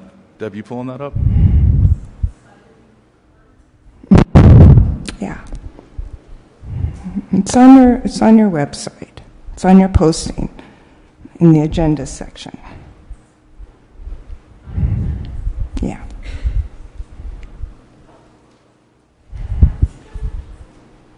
No, it's on the website. Do Do you know what part of the website? The website, it's fairly broad. Does anybody have that by any chance, a copy of that?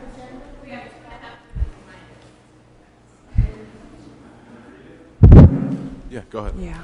Could you read it for me? Can you tell us where you're getting that from? What page on the website?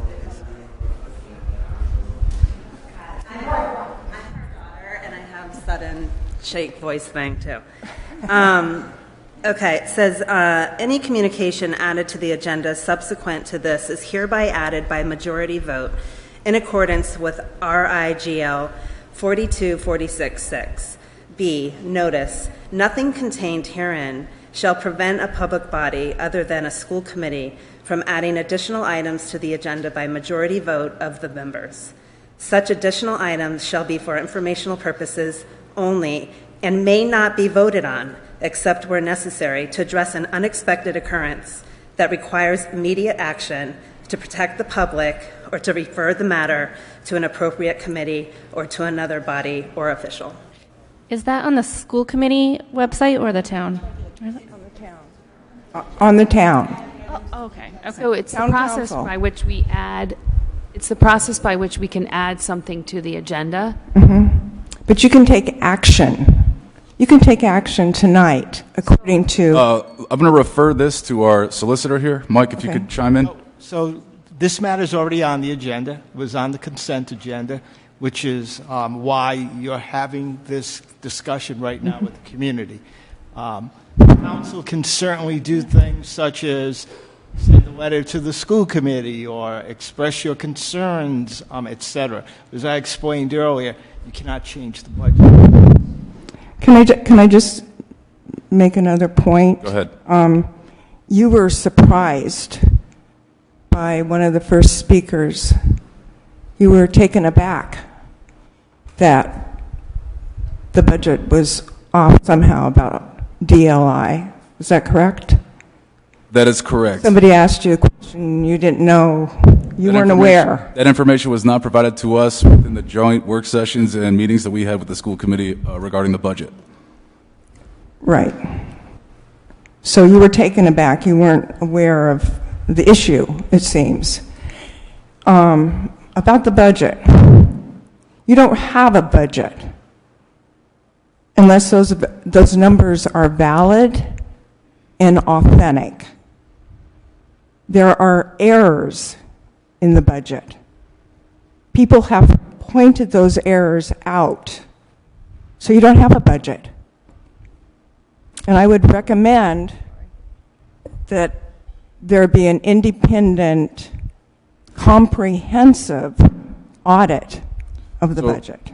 So annually, these budgets are required to go through audits, independent auditors that are hired to do this work, this service on an annual basis. Well, I think we all know that there's a difference with a forensic audit. So independent auditors provide assurance as to the reliability of the financial statements, i.e. the budgets. Not an absolute assurance, it's reasonable assurance. So we should be able to rely on the independent CPA's work as to the reliability of the numbers that they present to us. We expect the school committee and the superintendent to provide reliable information to us. We want to work in a good relationship with them.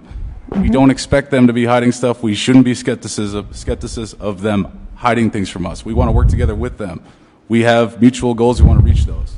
Unfortunately, information came about later than we had hoped. We weren't aware of this information, and we're learning about it in the last week or so. Well, if that information is reliable, how is it that you can explain the March 1st letter from the superintendent that assured the community, the DLI community, that the program would continue during the next fiscal year of 2022 and 2023?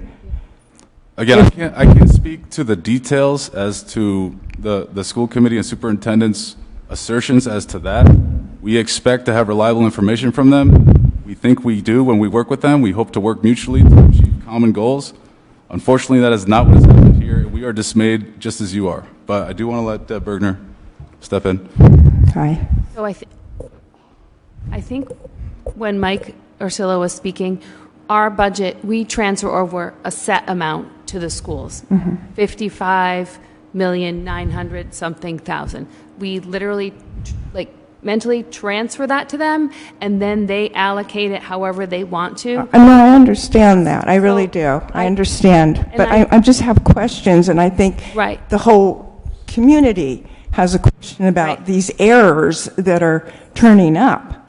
And I think if you go to court and you have a document through discovery and you find these errors, you're going to bring it to the judge and you're going to question it. We don't want to exacerbate your questions. We do want to limit it. So if you could sort of wrap it up. We're trying to help you.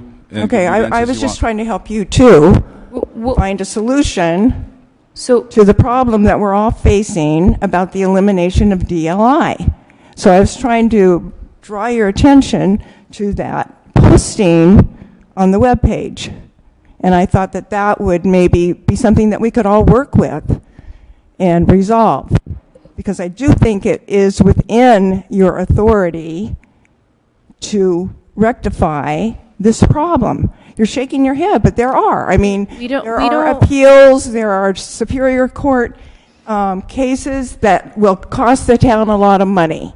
But, I mean, we're not done. We must rely on advice from our But you're relying on information that is not authentic and has not been validated. We're relying on information that is audited on an annual basis by independent CPAs. That's a reasonable assurance. The financial statements, we should be able to rely on those to make decisions on. But you should be. Should be. That's the question. You should be. I definitely want to answer you, but I don't want to overspeak on you. So let me know when you want me to. No, I understand the process. No, I know you do. And so but we're dealing with a lot of people, a lot of children that are being impacted negatively. About 4 votes. 4 votes. And you are taking years and you are dismantling this program. And where is that just and where is that equitable? And so I think if we put our heads together, we can come to a creative solution. I don't think, we should yield to bureaucracy at every step of the way. I mean, we all love this town. We love the teachers. We love the community. We've all attested to that. Mm-hmm. We'd love you more if you would come up with a solution.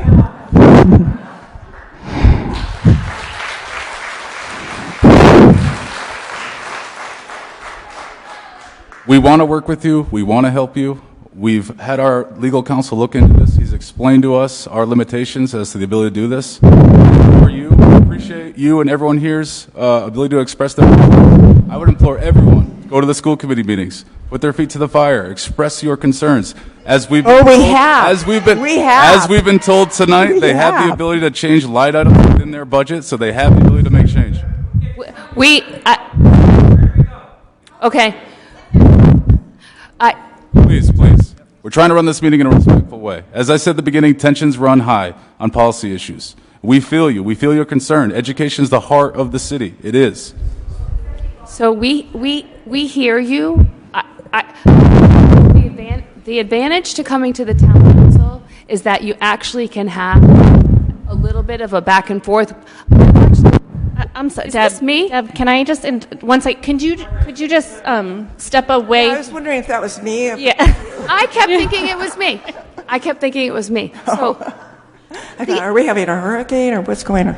This meeting has a great advantage over the school committee because we can actually. It does. I watch from my home, and I just think it's very hard to have a one-way information in, and the way that the agenda is, I watched that meeting. I understand how frustrating it would be because you all spoke, and then there was new information, there was discussion, and you're basically silence behind a wall. I can understand how frustrating it is.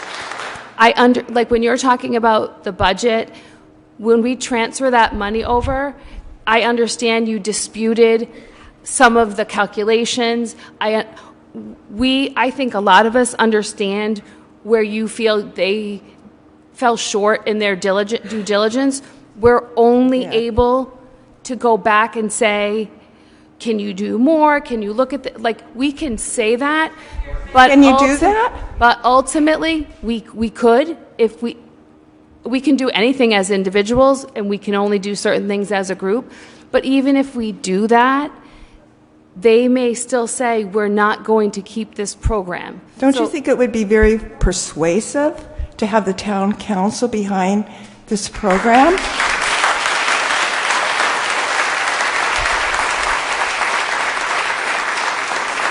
I'm just going to say, I don't disagree with you, but I don't know if all 5 of us would want to wade into that, and nor if there would be a unanimous move forward. So I can only tell you what I think. I think it's a great program, and I think that there are some aspects that are now, I think someone said it, more difficult to fix at this time. I don't know, somebody actually said it that way, and I think it's a challenge. It's a challenge, yes. What do the rest of you think? What do you think of the program? But can you say? Yeah, Can you tell us? It's certainly a valuable program. I went to South Kingstown High Schools. I went through Peacedale, Broad Rock, South Kingstown High. I didn't have the opportunity. I wish I did. It probably would have been amazing for me. I've already had a good life. I've done well, and I believe education is the heart of the town. Unfortunately, this thing has come about out of nowhere. I was shocked to see it. I was shocked to hear about it. It's very unfortunate, and I hope the school committee will change course. And I implore you to keep on them, because they may change course, and they can. We've been outlined how they can do that by the solicitor. They can always change course as to line items within their budget. We can't compel them how to spend stuff. We can be persuasive, but we can't be compulsive. I think the program is very valuable. If I was in the seat at the school committee table, I would have voted in favor to keep it. But I am not in that position. I want to help you as much as I can. We do have a strong voice up here, the 5 of us as a body, but we are persuasive but not compulsive. I hope they rethink this. If anything, they certainly owe adequate justifications as to why they did what they did. And that's why I implore you to keep their feet to the fire.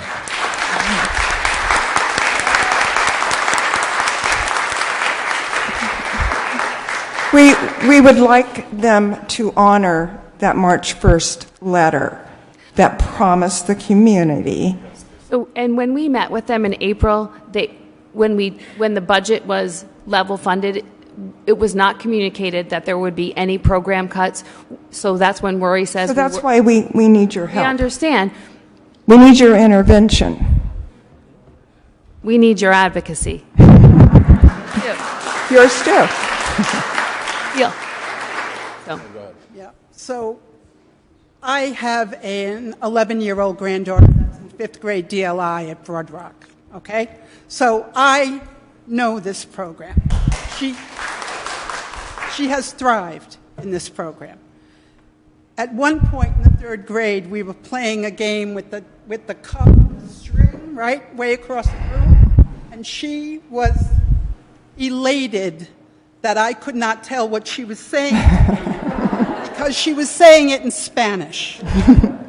All right, this has been nothing but valuable in my family. So I am particularly dismayed that I do not have any control over what the school committee does or doesn't do with their funds. We are 2 distinct elected bodies. I understand that. And majority, so this is a representative democracy. We can have a vote here that's a 3-2, and the 3 prevails, even though 2 people did not agree, right? I have to respect the democratic process. And that is that 4 members of that body we are peers. It is not the town council and then the school committee. The only thing we have is the budget, the designation of the transfer of funds. They are a duly elected body, and I have to respect that, even though it's going to directly affect my family, right? So if I was sitting at that table, I would not have gone down the path they did. But I'm not sitting at that table. So I can use my voice to try to persuade those 4 members who see fit to take away this program, to change their mind and say, what is your reasoning, right? I can do that, just like all of you can do that. But I can't change this budget, and I'm sorry I can't change this budget, but we have a town charter, and we are a nation of laws and a town of laws, and that charter is our law. So that's where our hands are tied. And I feel all of you. You can't sit here.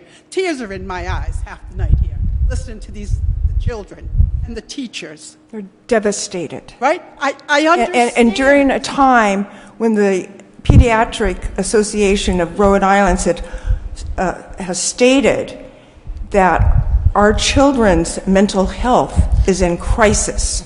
And I understand And that's all of that. and that's only contributing. I understand that you're asking us, and we can intervene personally, absolutely, but you're asking us for some kind of magic That's what we're bullet asking. that we do not have. We don't have the magic bullet, and I'm sorry we don't have it, but we don't. What about the emergency fund? Mm-hmm. When you lose 500 students, does that become an emergency? Sorry, we do want to get back on track. We're trying to run an orderly meeting here. We are well past the 2.5. Can we move to the next speaker just to give everyone adequate time to speak tonight? She's not going to give it up. Okay, go Because ahead. because it takes a lot to come up here. But my name is Caitlin Bellucci, and I wasn't going to start like this, but how can we call in the emergency funds if we're going to lose 500 students? Because every single parent I spoke to that has children in DLI is looking elsewhere. They're going to move. They're going to list their house. They're looking into the private schools or their charter schools that they wanted for their children. I'll tell you a little bit about myself.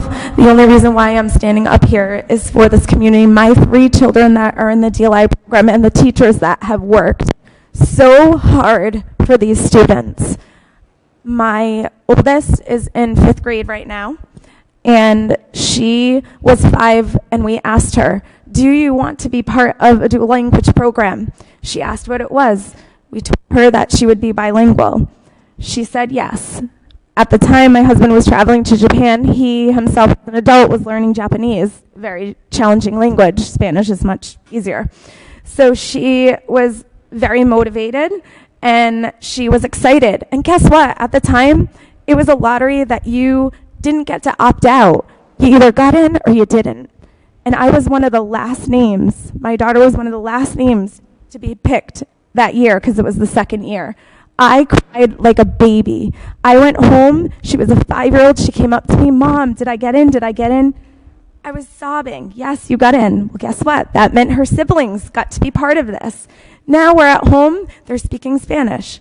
I have a daughter that's 16 months younger. She is in 4th grade. I have a son in 2nd grade. I have never heard my daughter scream so loud in my life. For 2 hours, she screamed. She spoke at the school committee meeting.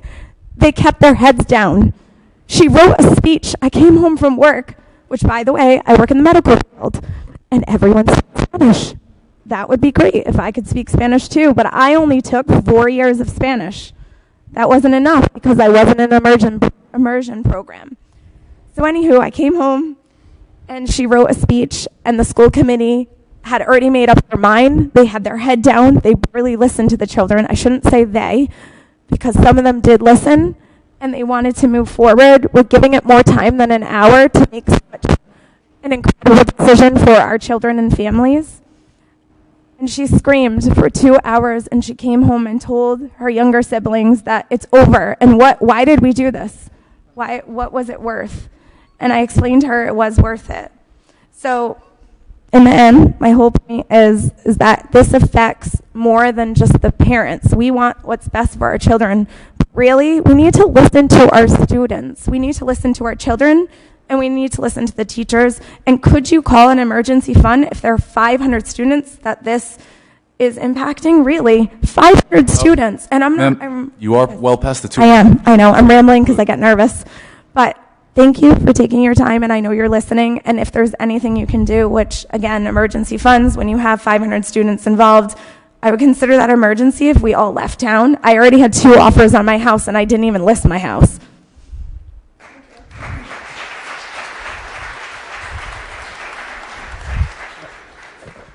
Jim, do you think you might be able to reach your microphone up onto the podium, and then we can turn that microphone, or...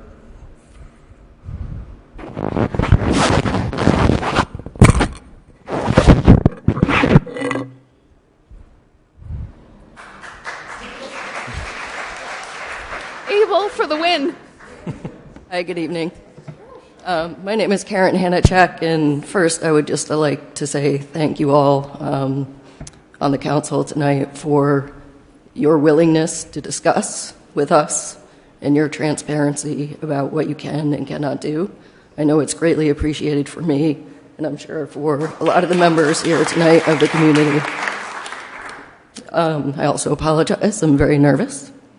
I have a question for you as the council, and I think members of the DLI community would like to know what we can do next. What are our next steps?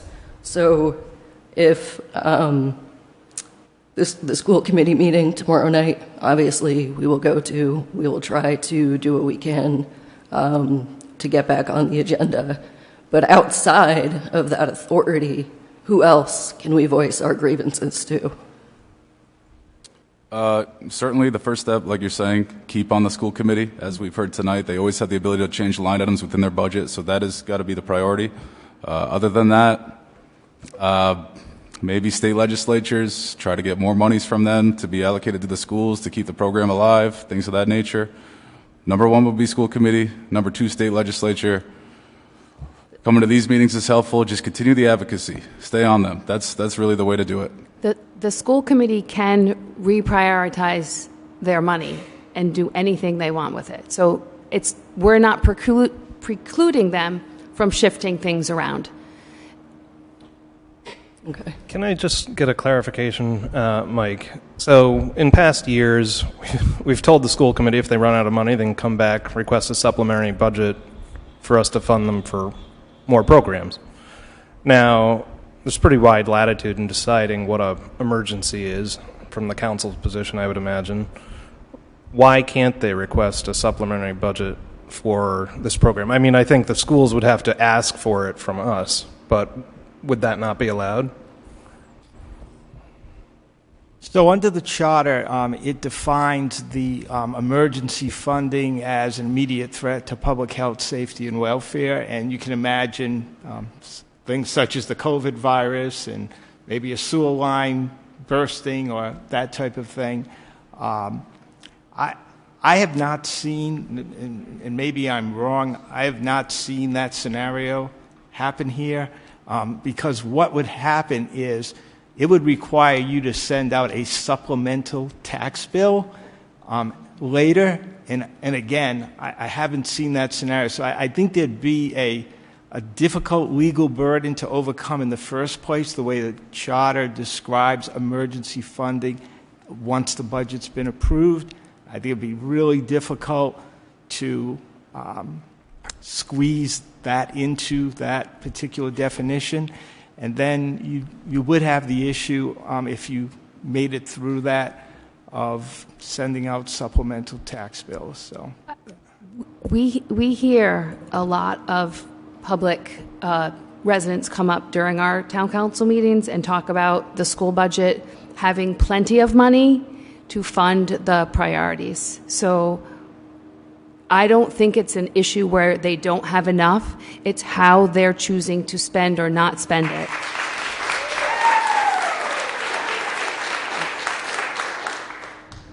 So we don't need to do that. We don't need to, in my opinion, we don't need to do the supplemental tax bill. I think in that money, they have to go back, probably sharpen their pencils, look at some of the figures that people are disputing. I've heard, for me, it was very disappointing that was either all or nothing, because all or nothing isn't right to me. Neither one made sense from an expense point or a 0 point. But I did watch that meeting, and they only were charged to present those things. We've been sent from community members other options and other plans. We have seen all your emails. It's just not for us. Like Rory said, we can only transfer the money. We can't tell them buy yellow pencils, not orange pencils, or whatever it is. They have to do that. And so this is a great place for you to get it out and have dialogue, because you haven't had that. But ultimately, it's got to go back over there, and they've got to prioritize the program or make adjustments or something, because we're not at a place to do another transfer. That's me. Thank you. I really appreciate that. And, again, I appreciate the transparency of the council. And I would like to cordially invite you all to attend the school committee meeting tomorrow on behalf of the DLI community. Thank you.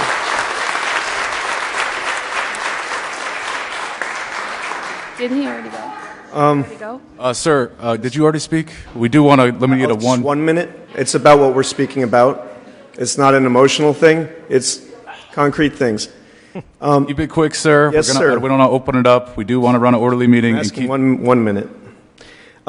It would seem at the bottom of this entire thing that a large majority of the teachers' union elected school committee members. That is something that I don't think. Basically, my 1 minute is asking the town solicitor if he could educate us, if you have however many minutes, or via email or whatever, about the process to revoking school committee members, or if it's impossible. So there's no recall provision here in the town of South Kingstown for either school committee or council. What you're left with is, if you're unhappy, if the school committee doesn't make the change that you're all seeking tomorrow night or in the next week or month, and you're unhappy with that school committee, you have the power of the vote at the next election. And you, all of us in this room, including me as a resident of South Kingstown, the school committee is accountable to us, the people. The council is not above them. As was explained, they're even. If you're unhappy with them, you need to elect different people to office in November. Thank you, Mike. Anyone else like to speak? Come on up. Hi, Sarah Smith. I'm a resident and a parent of a first grader in the DLI program, and I was hoping a future DLI student, but that remains to be seen. I want to first of all thank the 5 of you for listening to us tonight. I think clearly there's a lot of frustration and anger, so I think everybody here has needed to be heard. So I'm express my gratitude to you all for allowing us to speak and for truly listening to us. I would say, in terms of, we understand respectfully the ways in which your hands are tied on this issue. I think that one concern that many of us have had is the lack of transparency and the lack of options and alternatives and the way that this decision was made. And we would like to see further discussion from the school committee and from the administration, providing additional options and being willing to work with the community and being willing to explore other options.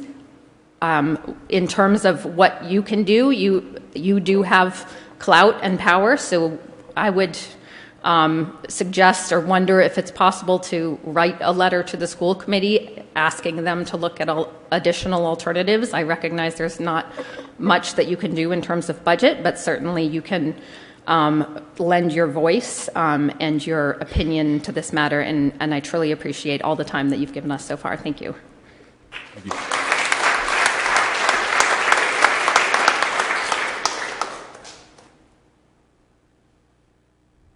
Is there anyone else here who'd like to speak?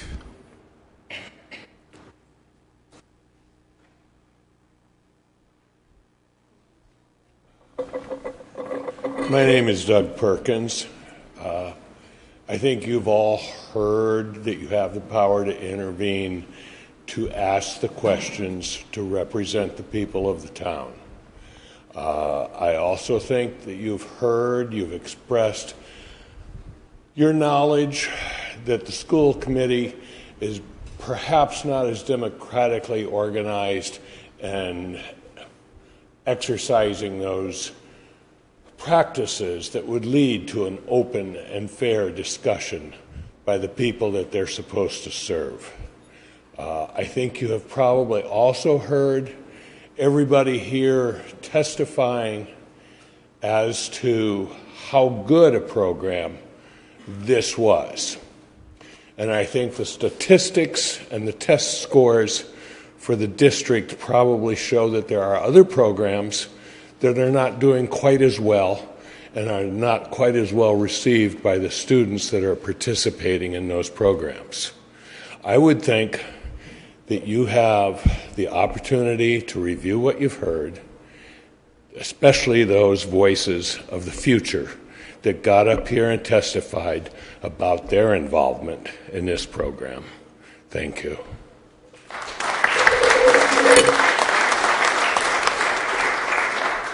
Hi, my name's Sabrina, and I live in South Kingstown. I have 3 kids in DLI, and you guys were talking about emergency funding, and you kind of pushed it aside and said that this wouldn't reach that level of needing emergency funding due to it not being a public health crisis or something similar to COVID.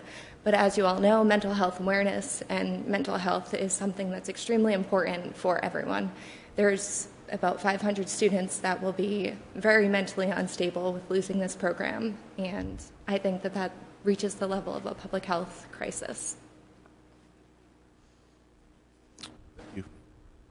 Oh, sorry, did you raise a question? Can you speak a little closer to the microphone so we can... Did you not hear me? I'm sorry, I'm very soft-spoken, and I'm very nervous. So for something to reach the level of an emergency funding or something similar to that, you said that it needs to meet the criteria of being a public health crisis, something similar to COVID. So mental health and instability is a public crisis that we are in nationally. And if we are going to allow our students, these 500 kids, to experience this loss of the program, that is a public health crisis in our level of a town. So I think that comes down to a matter of statutory interpretation, which we should rely on our legal counsel, which from our understanding tonight, as C's explained it, it's not a very broad definition where you can fit a lot of things. Potentially that is or not. That is something we'd have to refer to the legal counsel's office for them to look into the matter. That's not something we could sort of answer on the fly right now, but I understand you do have a good point. Potential is there for that to fit into that definition. That's certainly something we can refer to legal counsel. Thank you. Thank you.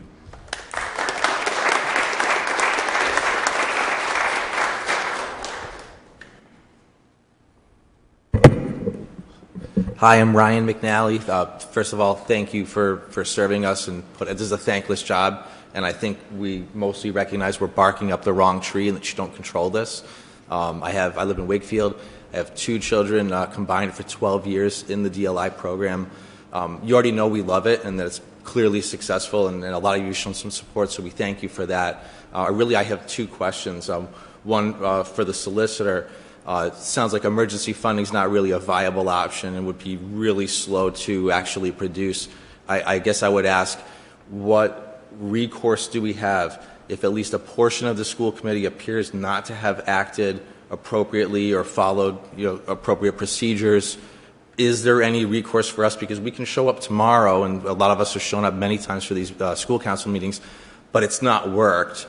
We can definitely vote them out if we feel that they're not supporting the will of the people, and it appears that that's maybe the case, which is too bad. I relocated here in 2014, and I was in Warwick temporarily and chose this town. And when we look at successful towns and successful economies, and you guys preside over a lot of the driving of the economy here, we don't have a tech sector. There's not a lot of great jobs here in Wakefield outside of tourism, agriculture. It's not attracting, population growth. So the future health of this town, I believe, is dependent on having a robust community that serves the community, families well with good schools to attract people to live here. So I would ask if you could share with us what recourse we might have, what kind of injunction could be filed. I don't know if they haven't followed the law. It's not really for your council to figure out how to play gotcha with them, but any advice you can give us would be welcome. And I'd also ask if there's any hope that some of you might show up and show support tomorrow. Thank you, Deborah. So, Mike, one of the things they have a question about sounds like the documents for the meeting got dropped at 6 o'clock and the meeting was at 7. Is that a violation of OMA, in your opinion? So, as you know, school committees have very different rules than town councils, and it's all by statute. If the matter was on the agenda for discussion, the fact that the documents themselves didn't show up until the time of the meeting is not a violation of the OMA. That's what I thought. If the subject matter itself was not on the agenda, that would be the violation. So if someone feels there's been an Open Meetings Act violation, that would be a complaint to the Attorney General's office for sure. As to your question about can't we go to court for injunction or something, and without having been there, I don't think so, because the school committee had a vote. All of you sitting here disagree with that vote, but that is not a basis for bringing a Superior Court complaint because the vote didn't go the way you had hoped it to go. You'd have to find something that they did wrong in terms of the process. And even if you did, the most you could hope for is for them to have a revote.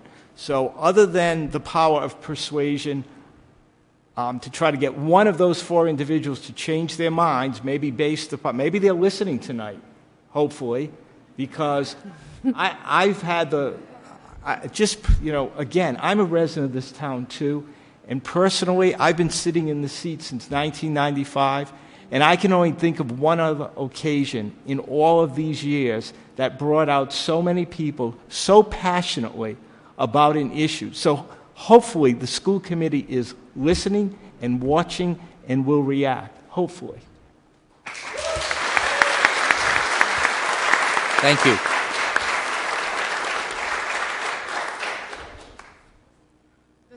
Oh, I'm sorry. Did you already speak? I already spoke, but I just want to make sure nobody wants to speak, or is it?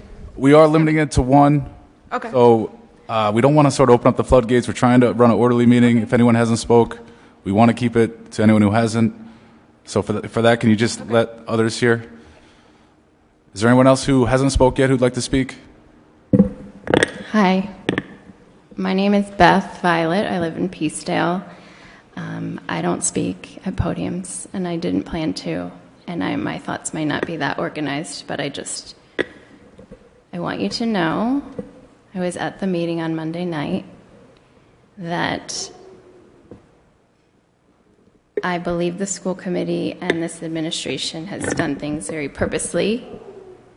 I don't think they have violated any actual rules, because this has been orchestrated to surprise end a program when there is nothing that can be done about it.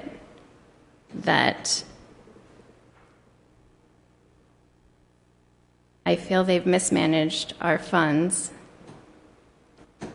by paying for consultants after decisions have been made, keeping them from communicating with each other and the community, that the schools have been redistricted into eliminating DLI,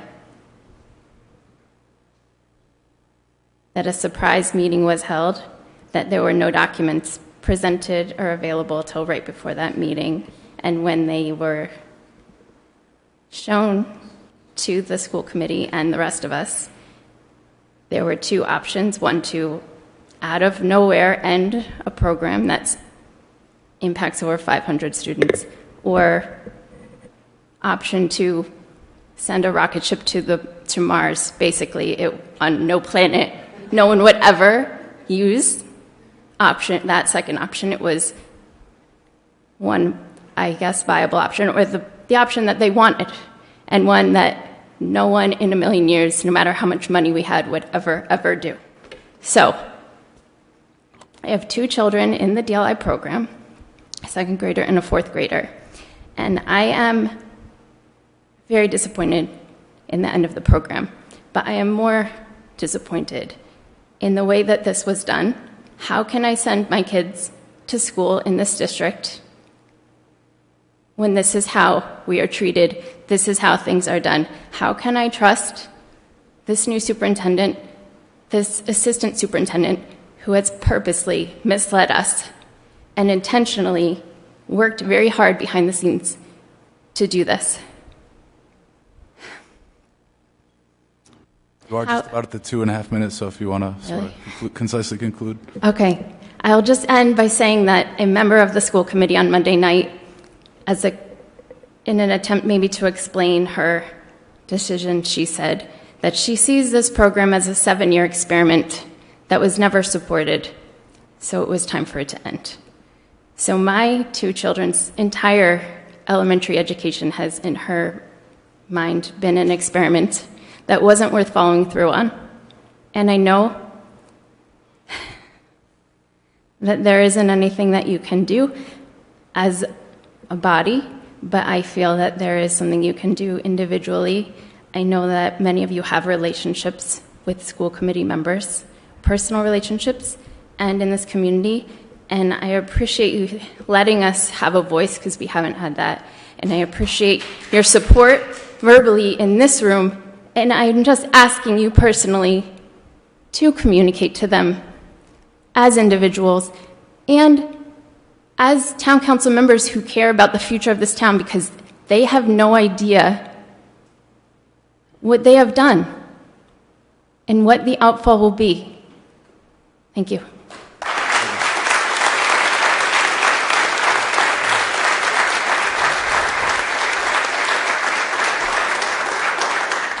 Is there anyone else in here who'd like to speak who haven't spoken yet? Now's certainly the time to come up.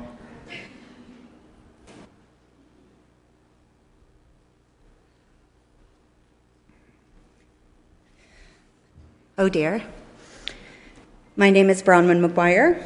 I certainly wasn't planning on speaking because I come to all of these meetings and I never, ever get up and say anything. So I'm surprised that you're all surprised because I sat in my same seat over there where I like to sit and listened to Raquel do a very detailed explanation with slides and budget breakdown. It was painfully long and ridiculously comprehensive. Whether or not there are math errors, I don't know. But it was very clear that we are not funding our budget the way we want to. Very clear, by hundreds of thousands of dollars. So I don't understand how that's even possible. I do understand why all these people are upset, because they're feeling lost like a lot of the rest of us in town over different things. I feel like it's important to say that there are huge cuts happening aside from this. Not to diminish this, but unbelievably, no one's mentioned any of the other cuts. Music, library, I don't even know. It goes on and on. Tons of teachers are going to lose their jobs, which for all the union propaganda is they're people who live here and work here, and they're our neighbors and our friends. And some of these people, it's going to be significant. So I find it hard that you keep saying if you were at that table, that you would vote differently. Because you're sitting at this table, and 3 years in a row, level funded the budget. So they keep saying this isn't really your responsibility or your problem, but I'm not sure that's accurate in some ways. Because you can make a transfer if you wanted to, if they ask you.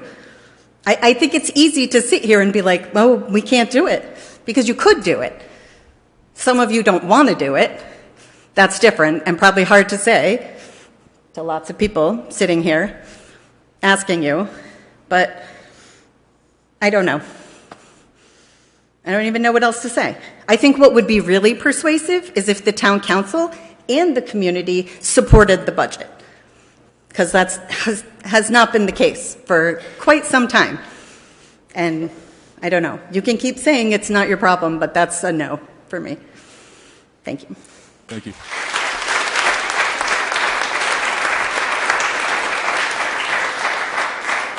I would just like to clarify a point. During the work sessions and meetings held with the school committee during the budget process, there was no mentioning of any contemplation of ridding of the DLI program. That was never mentioned. That was never brought forward. This is something that's new to us. So this was not something that we knew any time in advance of their vote that occurred last week. So I just want to make that clear.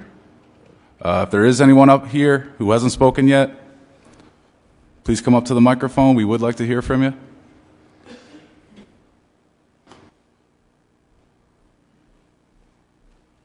Hi, my name is Camia Dimmick. I was wondering if we could hear from Abel and Jess, just kind of your viewpoints. I think Deb and Rory and Deborah have kind of all stated how they felt about this program, and I was wondering if we could hear from both of you individually of just what you've heard tonight and sort of how you feel about it. Abel? Sure.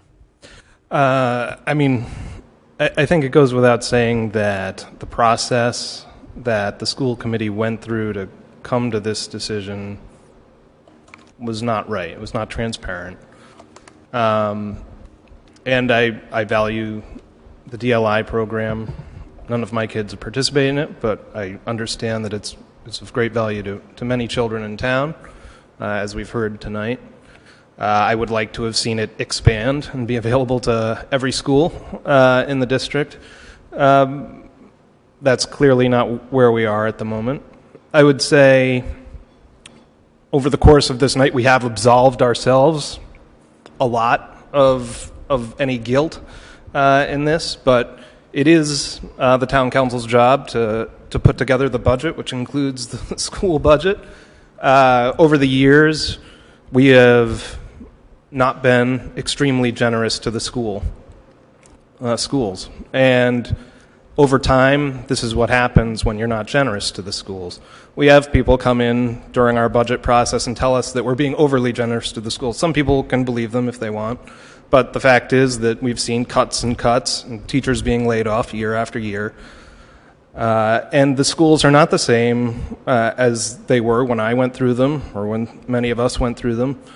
And it's disappointing. So I think all of you who have come here tonight, I would encourage you to get more engaged throughout the budget process and counter those voices that come in here and tell us we're being way too generous to the schools year after year, and drive the narrative for us. And it's very easy for us to just go along with the flow when that's what we're hearing meeting after meeting. Watch any of the meetings this whole year. That is what you'll hear, a drumbeat of people who are opposed to taxes and just want to take it out on the backs of our children. So if you want that to end, you've got to come here all the time. And so I honestly believe that there are emergency funds that are available to this town. If the community wanted to make it happen, we could be a part of that. Mike, it would be difficult to pass a supplementary budget and ask for a property tax increase to do that, but we have $15 million sitting in an emergency fund, which wouldn't require any type of tax increase at all. So, I mean, there's ways forward. The easiest and first way forward is to go to the school committee and get them to reprioritize, which can be done. I mean, I think they've probably stepped in a hornet's nest. They realize that, and they might want to correct their ways. But if, they're being really difficult and they really need more funds in order to put together a program that they can all support, and they need to request that money of us, we'd want to know how much money that is. We can't just pass a supplemental budget hoping that the school committee is going to spend money on a DLI program or a music program or all the other things that they're cutting. We need the school committee to be a good partner to us and ask for what they need, explain it, and you guys can come here, support it. We up here can support that and move forward as a community. I don't know. That's my place at this point. So I have 2 children in the school district. I did not choose DLI for my family, but that does not mean that I don't see the value in it for others. I very honestly had seen problems with the way that it had been invested in, or rather not invested in, which,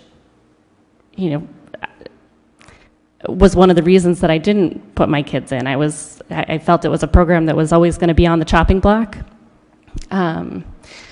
My choice to put my children in the program or not does not have anything to do with how I have to make decisions going forward. I have to represent the people in this town, not just my family. So seeing you all here tonight, I appreciate it. I'm taking in everything that you're saying.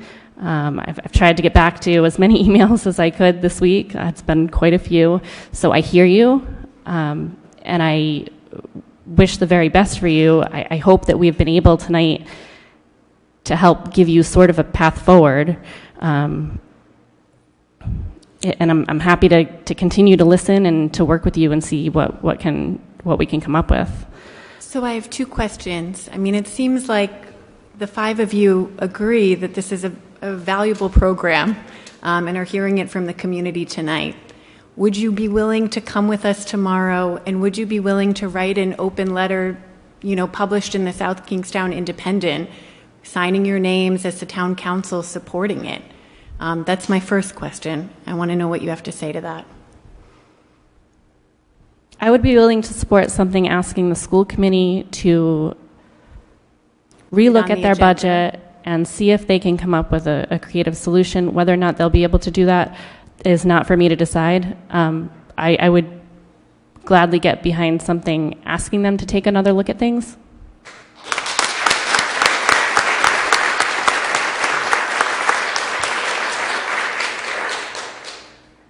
I've spent the last week speaking individually to them. Full disclosure, I'm in grad school, and one of my classes was 9 to 4, Friday, Saturday, and Sunday. I have not really, and I have a class on Monday and Wednesday, so I'm like in a little bit of the weeds until I get through this summer piece, so I apologize for anyone I haven't gotten in touch with. I've spoken individually to them. I honestly struggle with most of what they've done until that decision making. I felt was very transparent. I feel like this was a strong pivot away, and I was confused. I think Beth Violet talked about it a little bit, like that 7-year experiment that now they're just stopping. That's not how I work. So sure, I mean, I'm happy to write a letter. I'm happy to speak to them. I've spoken to 4 or 5 of them already, and I think that the program is great. I hear what they say. It's great for kids that are in it. They are also very attuned to the other who's not benefiting, who's not getting from it. So I hear that too, and that's, I think, what some of them said, that they have to consider the whole district or the other students who are not benefiting. So I hear what they're saying. I also hear over and over, we have a declining enrollment, so we do have to make some budgetary decisions. Last year, for example, they may not have laid off or reorganized in a way to adjust, and so this year is a larger step down in terms of layoff notices and things like that. That I don't follow to the level of who got laid off and who didn't and what's being cut.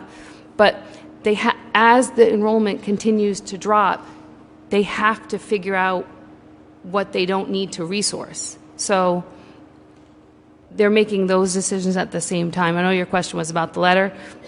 Sure, absolutely.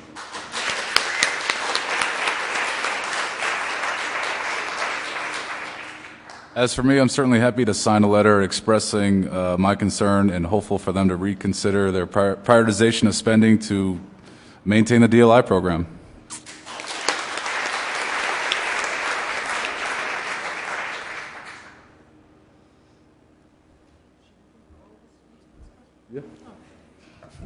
So, yes, we can, as a body, send a letter to the school committee saying, please rethink, your priorities. That's a very simple thing. It's an ask. Mm-hmm. That's all we can do. It would go a long way, and if we could make it public, I think if it could be in the press, if it could be in our town papers, I think that makes a big difference, and perhaps could add to the persuasion. My other ask was just about surplus dollars, the town sort of having a budget and sort of receiving government funding, to know where we are. Can we get an estimate of where we are in terms of surplus dollars? Last year, there was about $896,000 surplus dollars, and I know that sort of went into our piggy bank. And I'm curious, where are we now, and can we access that for this reason? I believe, I'm going to refer to town manager, but I believe we're anticipating a $270,000 surplus end of this fiscal year. Jim, go ahead. Yes, Mr. President. We estimated that this week, and it's right around $270,000 surplus, which is down substantially. It was about $600,000 loss from the investments the town makes to stay fiscally sound, and the trend is getting lower. We all watch the news and see where the economy's going in the stock market, so that is a concern. But right now, as of April 30th, we had about a $270,000 surplus. Thank you, Jim. Is that money that can be used to help our school sort of close this budget deficit? Now, again, we've heard a little bit from our solicitor tonight as to the budget process, and one of the ways to provide additional monies would be through this emergency type of funding, which, from what I've heard tonight from him, it seems to be sort of a narrow category in which to fit in order to fund that way. So I do not believe that we have the ability to just take the surplus and provide it to the schools to fill the plug here, considering the timeline, the time that has passed.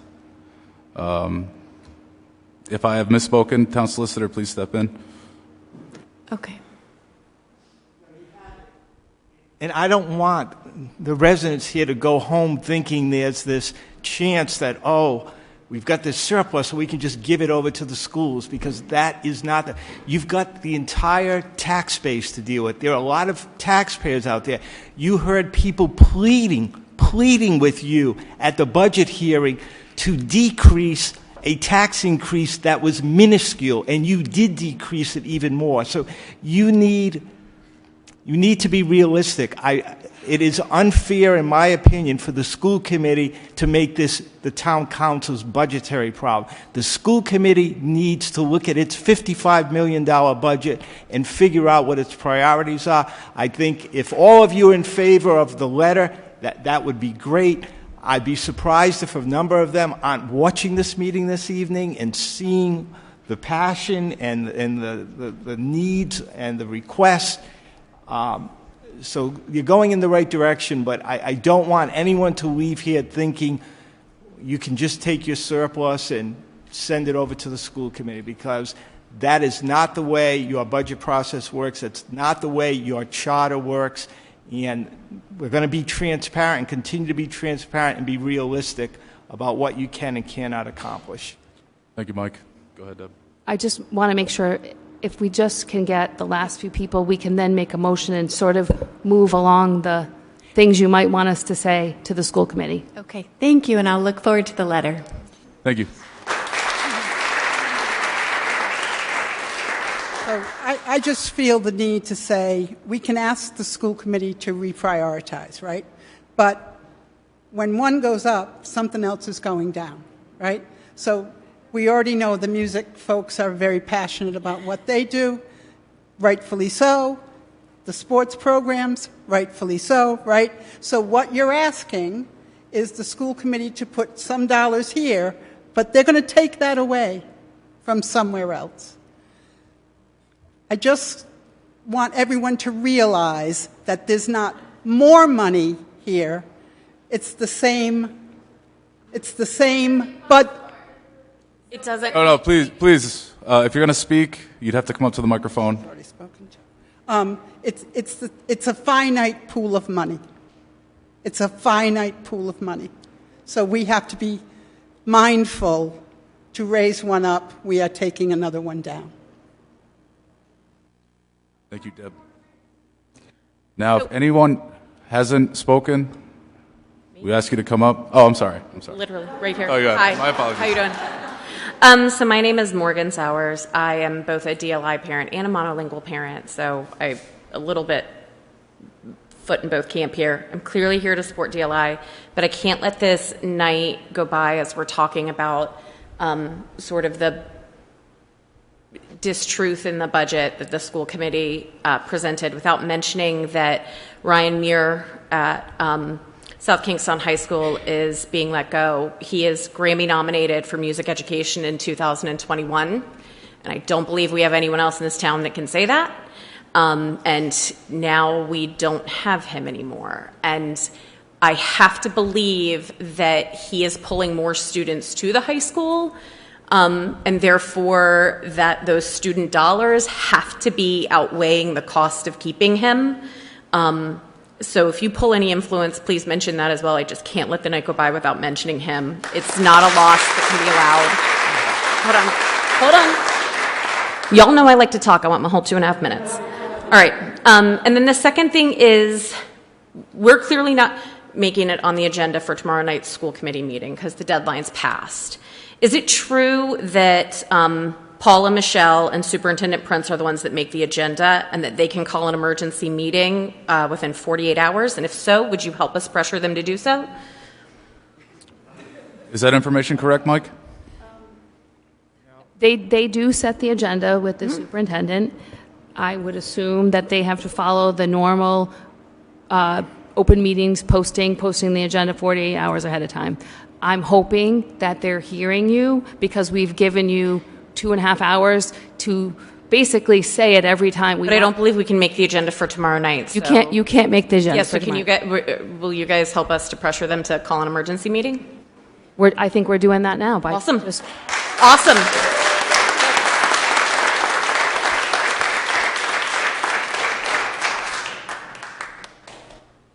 Hello, my name is Vera Levitt, and I've been watching the school committee since December when I read at the local paper that school where my kids go to, Wakefield Elementary School, is closing.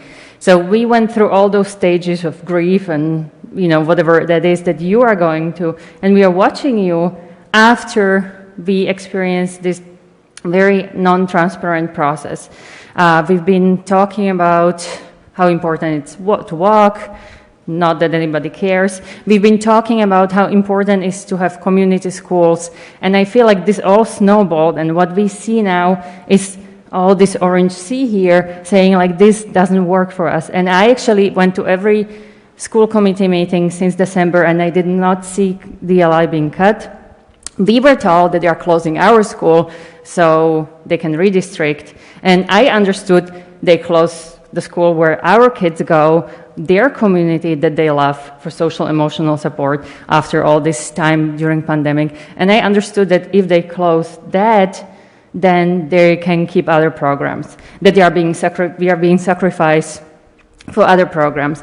So as much as I support DLI, I'm completely conflicted because now I'm scared what Deborah Kelso said. She's saying, okay, maybe they'll keep DLI, but they'll cut something else. My kids didn't have 1 minute of Spanish in their lives. They are in 2nd grade. What should I do? Like, what do I do as a citizen? So they are going to be pushed away from their local school, which is going to stay open for 1 more year, but just for pre-K. The consultant recommended to keep it till 2026. That somehow got disappeared from the agenda and never got voted on, that particular proposal. So what I'm seeing is that my kids might go to Peacedale and their program might be cut because there's finite amount of money. So now they won't have music, or what will they not have? Like, this is not just the DLI. This is not like, let's close music. This is the whole problem with the budget. And I don't know, I'm so upset because I don't know what to do. We have such an amazing teachers, we have great town. What do we do to make it happen? And what do we do? And not one program. I can scream here how much we like walking to school, but it's not about one program. It's not about just music. It's not about just DLI. It's not about one thing. How do we make this community be for kids? How do we support families to come here? We moved to town because of Wakefield. There's lots of Wakefield parents that did the same thing. Of course, we are all thinking like, I'm going to move out of town, I want to go to charter, I want to go to private school, but that's not the solution. Solution is how do we get together, and I see your, some of your leaflets saying, yes, like let's find creative solutions. Please help us find that. I don't know whether we can do it this year. We've been asking for one more year to set everything down. We were asking for bringing 5th grade to I don't mean elementary to cut you off, schools. but you are past 2.5. Just I'll wrap up. conclude. Bring the 5th grade to elementary school, see what happens after everything shakes up, and see what you end up with. During the pandemic, it's not over. Give kids 1 year to breathe, to figure out what they are doing with their communities, and see where we are. And please, if this could happen, we can be where we want to be as a town. Thank you.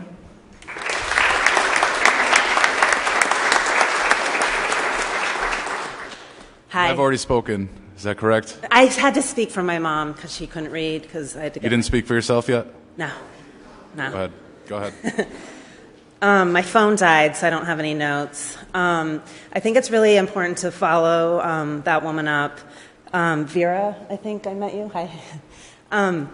What's happening is these programs are being pitted against each other, and we're not here to cut music. We're not here to. We support music. We support the library. We support DLI. We support language for the monolanguage children. So we're actually here for all the kids. DLI before the 10th of May was budget neutral.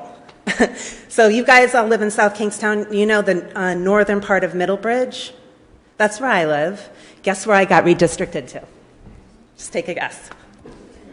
Matunic. Okay? That doesn't make any sense.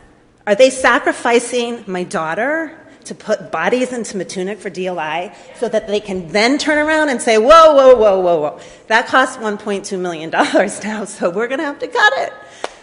Or we have to cut music, or we have to cut phys ed, or we have to cut...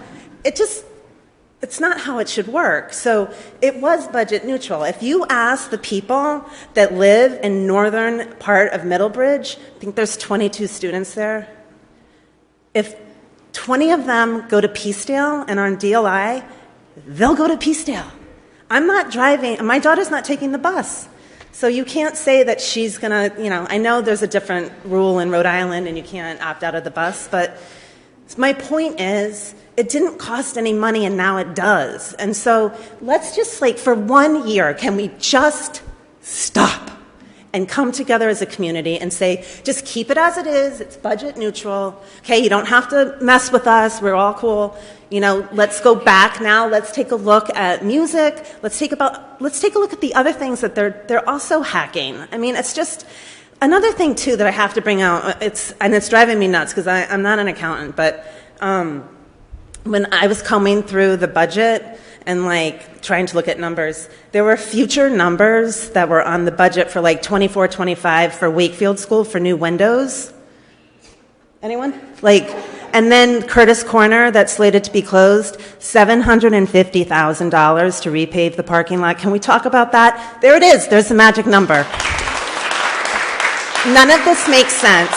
There was an agenda. They wouldn't let the redistricting consultant and the DLI consultant work together. They would not let them. I heard that from the consultant. So they asked numerous times. They could have made it work. So we're asking, when you have your conversation with them, personal or in a letter, come back with an option that is budget neutral because it exists. And let's not cut other programs and stop pitting us against each other. This is disgusting.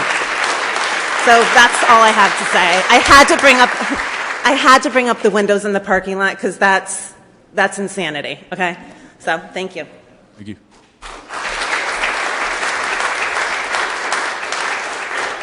Anyone else like to speak?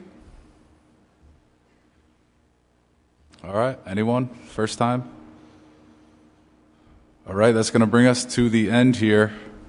You had something to say? No? Okay. We'll conclude with you. If no one else who hasn't spoken yet wants to speak, we'll let you go 1 minute, and then we're going to conclude. Okay. All right. All right. So now we'll take up the item. We appreciate all your concern, valuable input. That's what we want here. That's what democracy is all about, representing you. So we appreciate that.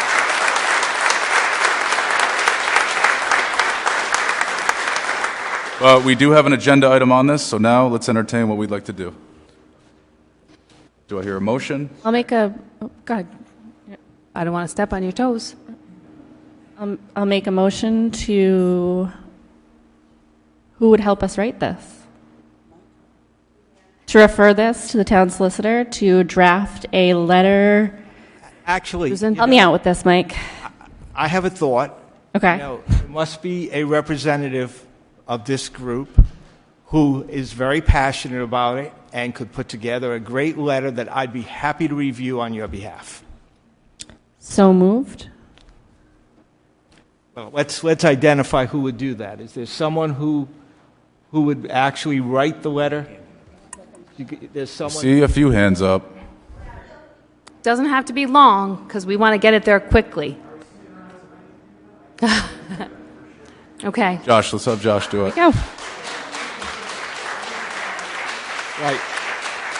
Yes, we're probably going to be here another 2 hours for the regular meeting, so if you want to write something up and give it to me before you leave tonight, that'd be great.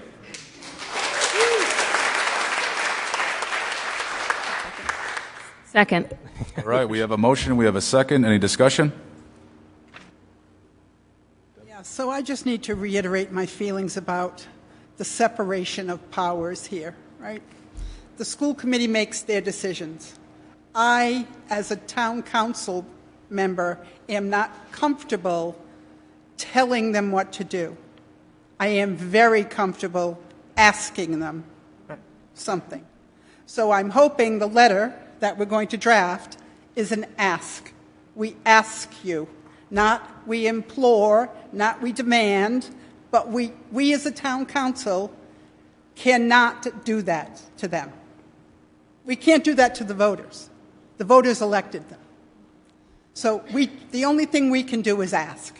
So that's my position on this letter, is ask them to reevaluate their budget and their allocation of the money that they have been given. So Josh, you're going to ask them to hold a special meeting to consider some of the bullet points, budget neutral, other options, blah, blah, blah. You got it? And the term will be request. The town council requests that the school committee consider holding a meeting and to consider the following. It will be, yeah, I'll make sure that's, and it will be distributed to all of you ahead of time. Thank you, Mike. All right, any further discussion up here? We got a motion, we got a second. Anyone opposed? All right, that motion passes.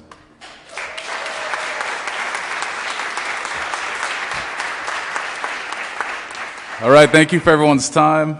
We do have a lengthy agenda to get to now, but we will give a few minutes to allow you guys to exit because we know you don't want to stay for the rest of it. So,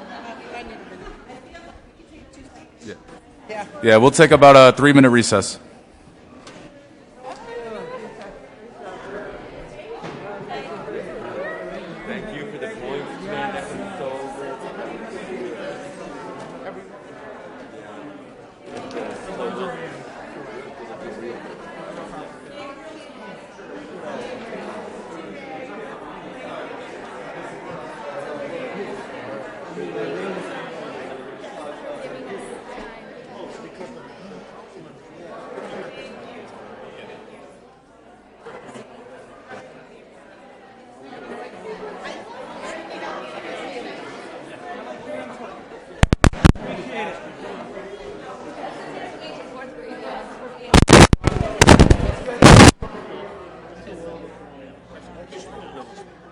What's your question?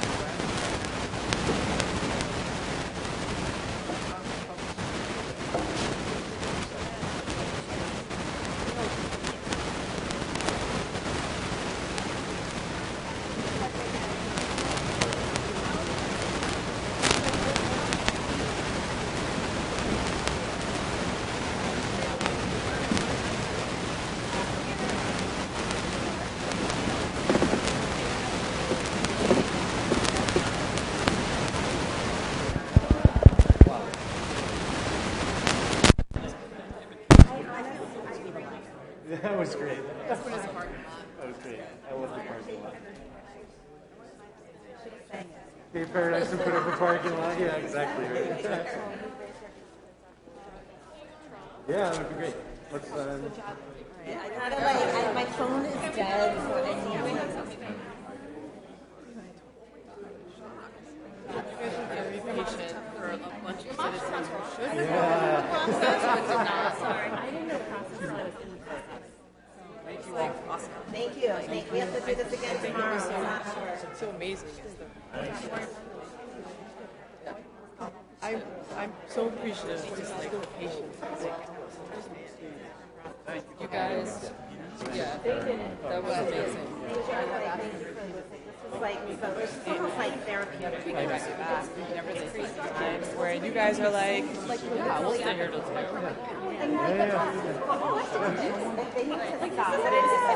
One thing you're saying there was community comment.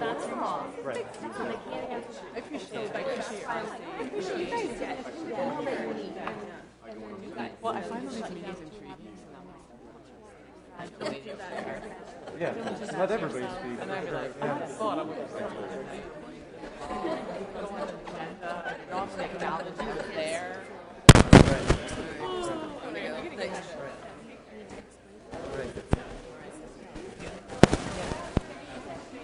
Yeah, let's look at it.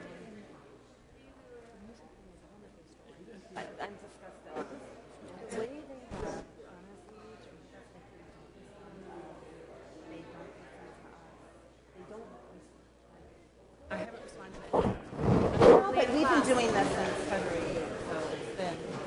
Thank you. I appreciate it. Thank you. I need to find out what the other thing that.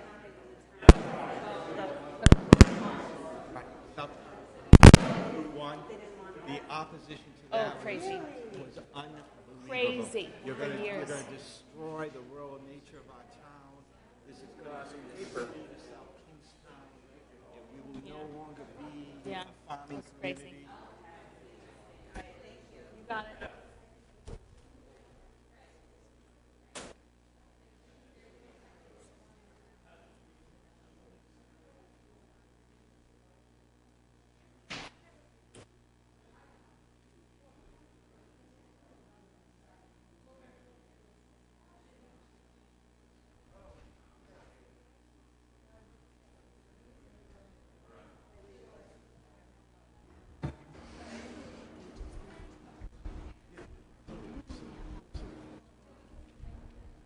All right, at this time, we're going to continue the meeting.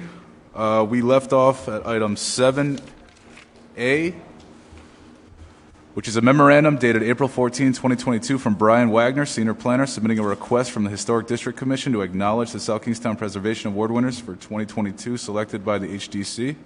Motion to continue this till the next meeting. Second. We have a motion and a second. Any discussion? Anyone opposed? All right, that motion passes. Next, we have an email dated May 9, 2022 from Ken Burke, Chairman, Bicycle Pedestrian Advisory Committee, requesting to present the Bicycle Pedestrian Master Plan and for consideration of a complete streets draft ordinance. Ken, if you're still here, there, yes. Thank you, Council President. Upon advice from the Director of Administration, I'd like to see if we can get scheduled for the next available work session for the Council. We've got a lot of information that we've compiled over the last 4 years, and it probably warrants 20 minutes of your time. Make a motion to schedule a work session for item 7C at the next available date. We got a motion. Do we hear a second? I'm also okay with continuing this and allowing you to present a 20-minute section in a communication. If the council's okay with it. You might get on quicker. Whichever is the preferred method of the Council, that's fine by me. I would prefer a half an hour if we did a work session at 6:30. Then we'd have time for questions and not feel. Thank you. And I think you would probably be better served too at that hour instead of 10 past 10. Thank you. When would that be, Susan? June or July? June. Whenever we. Oh. Can we Yeah, the next meeting is June 13th. So how about do it at 6? the next meeting? Do we have something scheduled at 6:30? We could have, okay. Oh, not good for you? I have that class.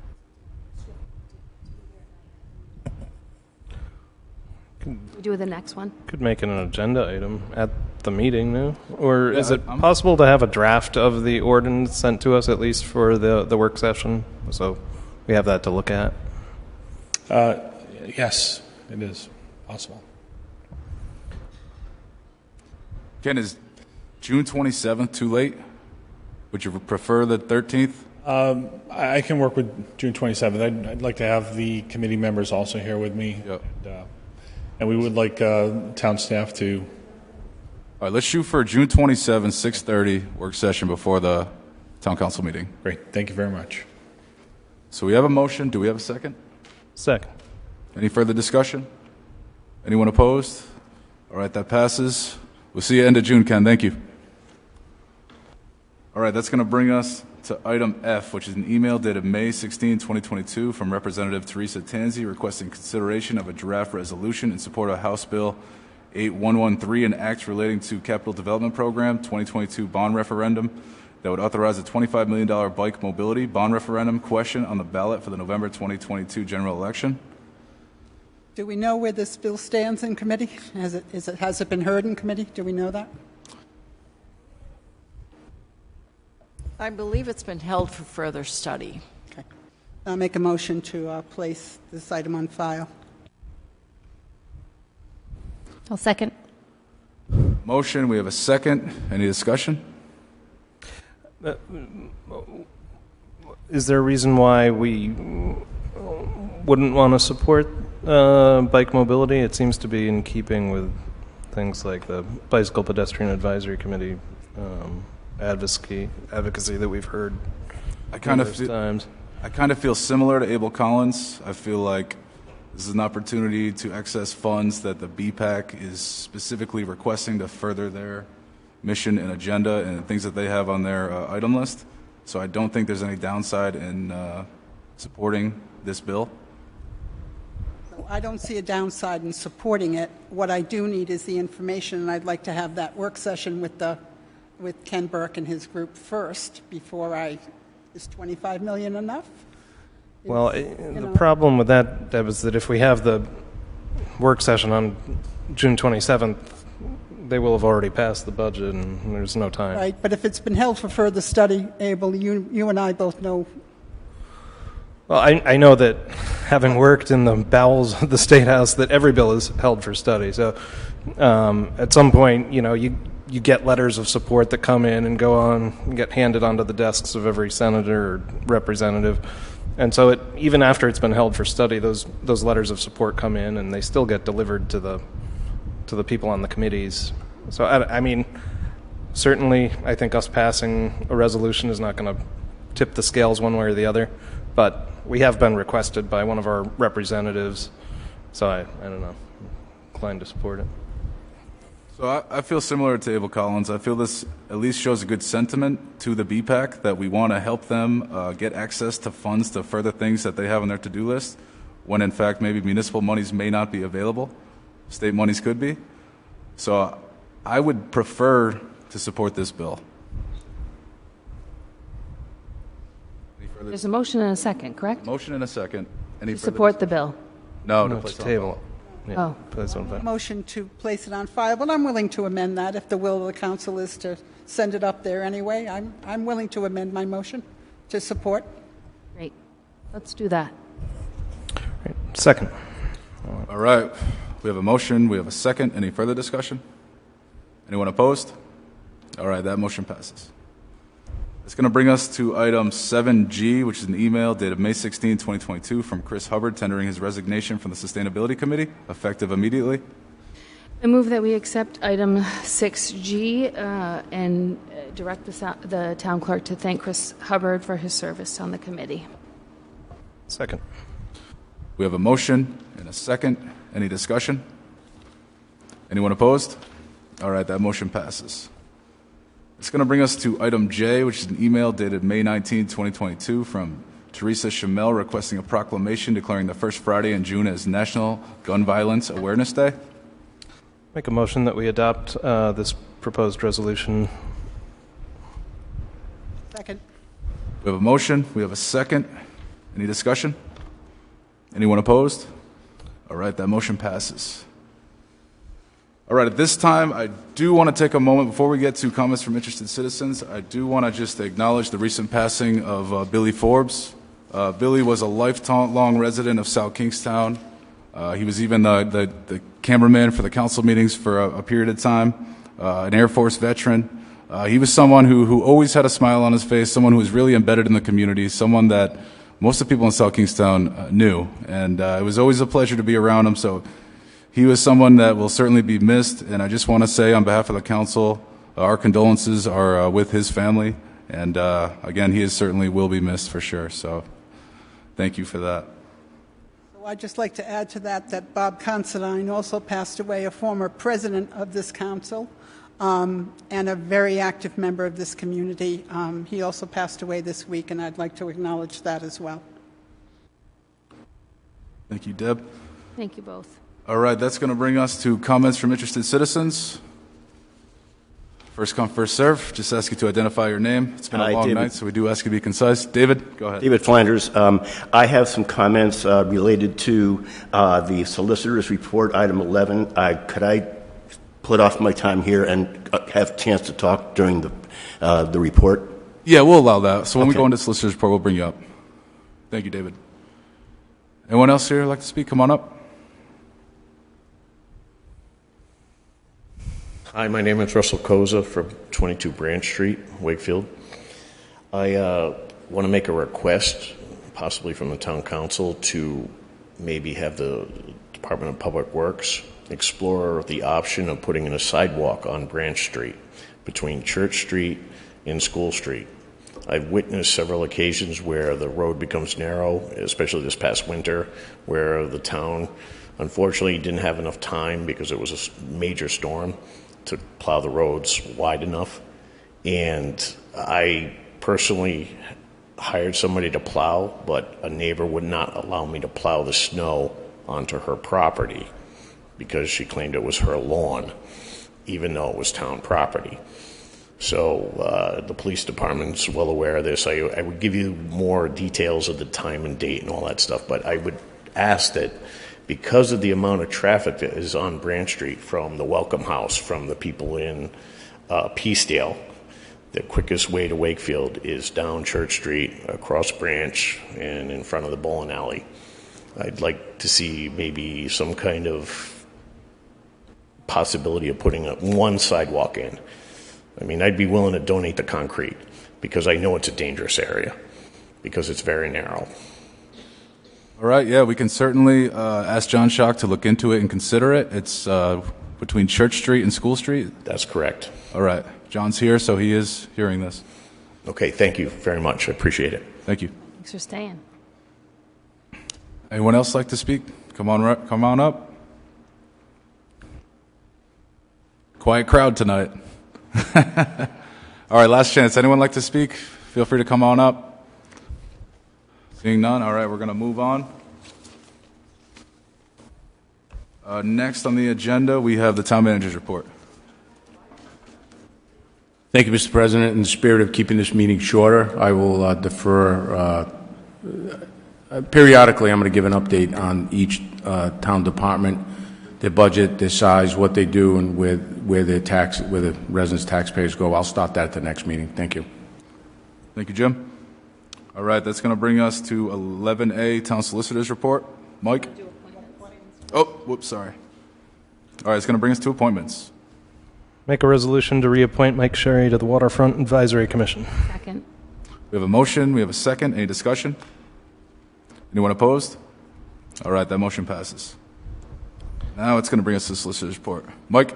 As you know, I presented you with a 4-page report on nip bottles. You basically have 3 options. Number 1, you can petition the General Assembly to simply outlaw the nip bottles or to give the town of South Kingstown enabling legislation to do it on your own. Number 2, you can ask the Department of Business Regulation to institute a rule of regulation pursuant to its powers to prohibit nip bottles. Number 3, you can send a letter to DEM and Rhode Island Resource Recovery asking them to find that nip bottles are not recyclable and therefore should be banned and not allowed at the landfill. So in my opinion, those are your 3 options, and this evening you can act on one or all of them if you so desire. Thank I you, know Mike. Dave wanted to David. comment also. Hi, I guess they all want to keep it short this evening. I'm still David Flanders. A couple of things on page 1 and 2. You cite how, and we all know this, how cities and towns that have adopted home rule charters are free to exercise authority over purely local concerns, meaning not statewide concerns. I would contend that South Kingstown is in a unique situation in this state where these particular containers are polluting our Saugatucket River and our Point Judith Pond, which are affecting South Kingstown's 2 vital industries, fishing, including aquaculture, and tourism. So I contend that these are matters of purely local concern and certainly not of statewide concern. On page 2, it says South Kingstown would not be, quote, banning the types of alcoholic beverages that a Class A liquor retailer may sell.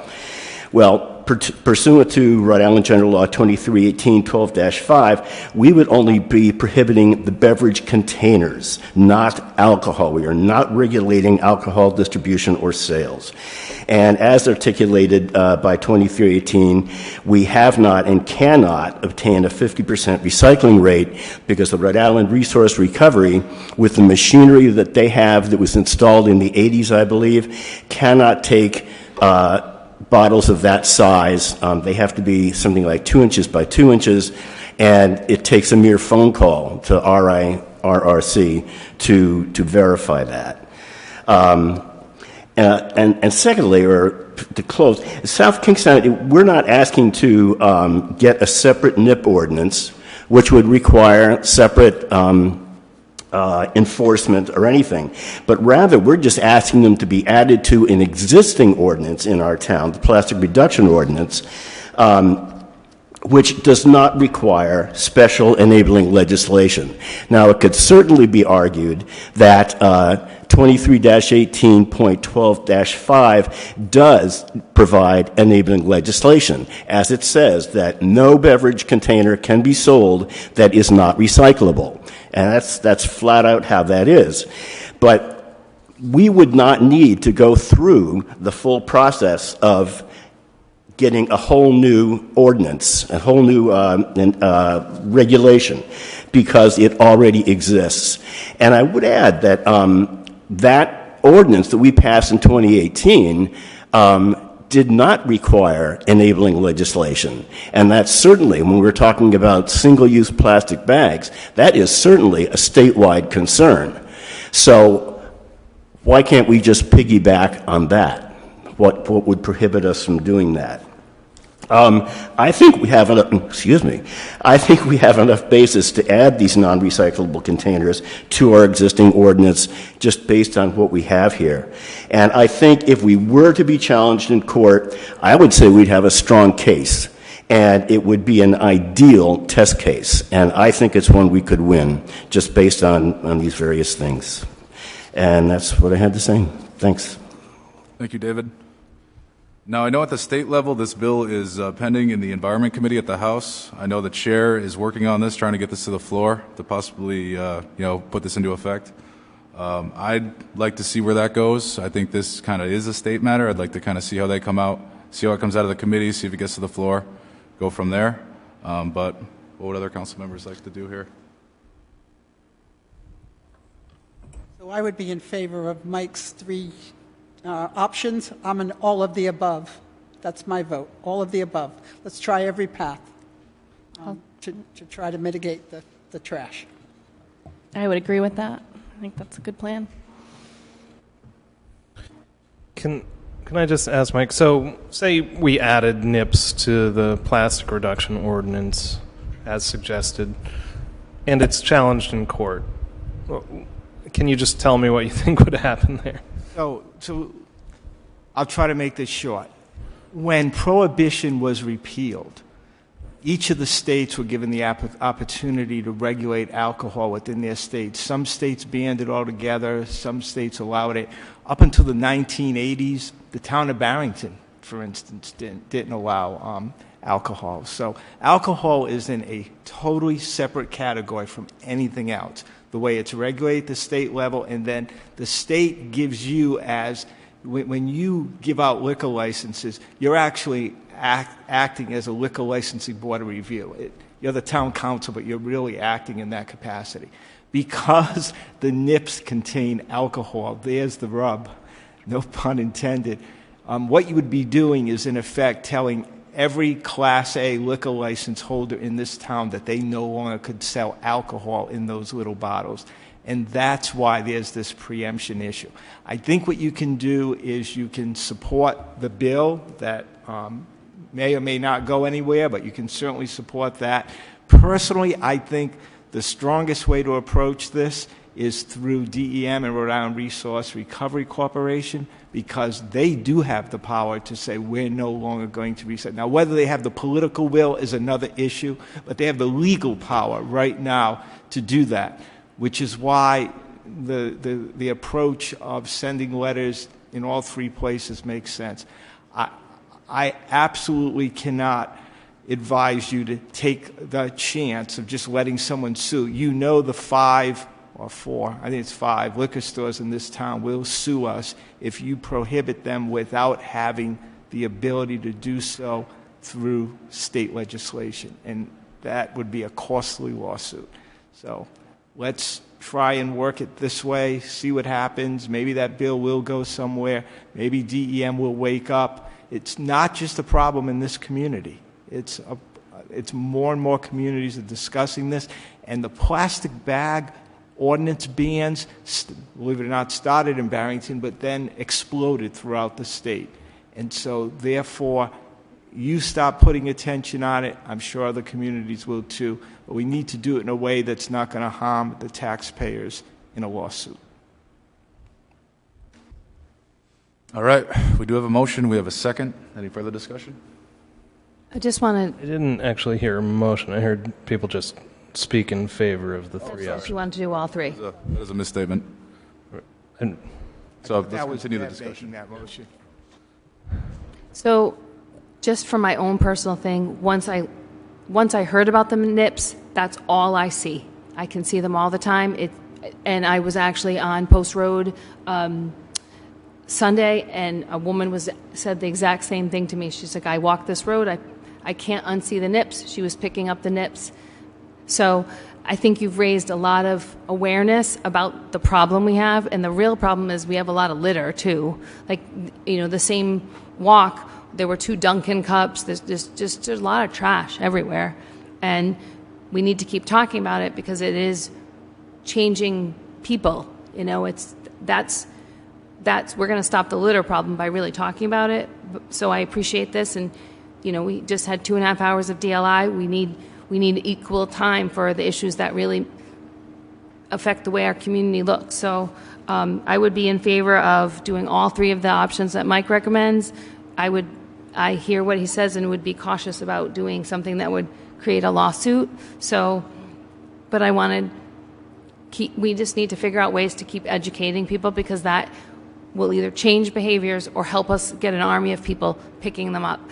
The other question I had about recycling, the little nips, if we put them in a bigger, like if I put them in my laundry recycling, would they go through the machine better? Like, you know what I'm saying? Like, Oh, David. Oh, sorry. Oh, Bill, Bill, you can come up next. I know that the Friends of the Saugatucket collected from December through March something like 8,000 or 9,000 nips just in South Kingstown alone. And it turns out that just because of the sheer quantity, because that they'd all been sorted, and it's a question of sorting. Do we have them with larger containers or different shaped containers? But because they've all been sorted, RIRCC said, we'll make an exception, we'll take your nips. Otherwise, they're going to sit in Bill McCusker's driveway for the next 6 months. Right. Or actually 10,000 years, whatever. But yes, no, I think it's a question of sorting, and putting it in a larger container would not do it, I don't think. Yeah, go ahead, Bill. Bill McCusker, Matunic.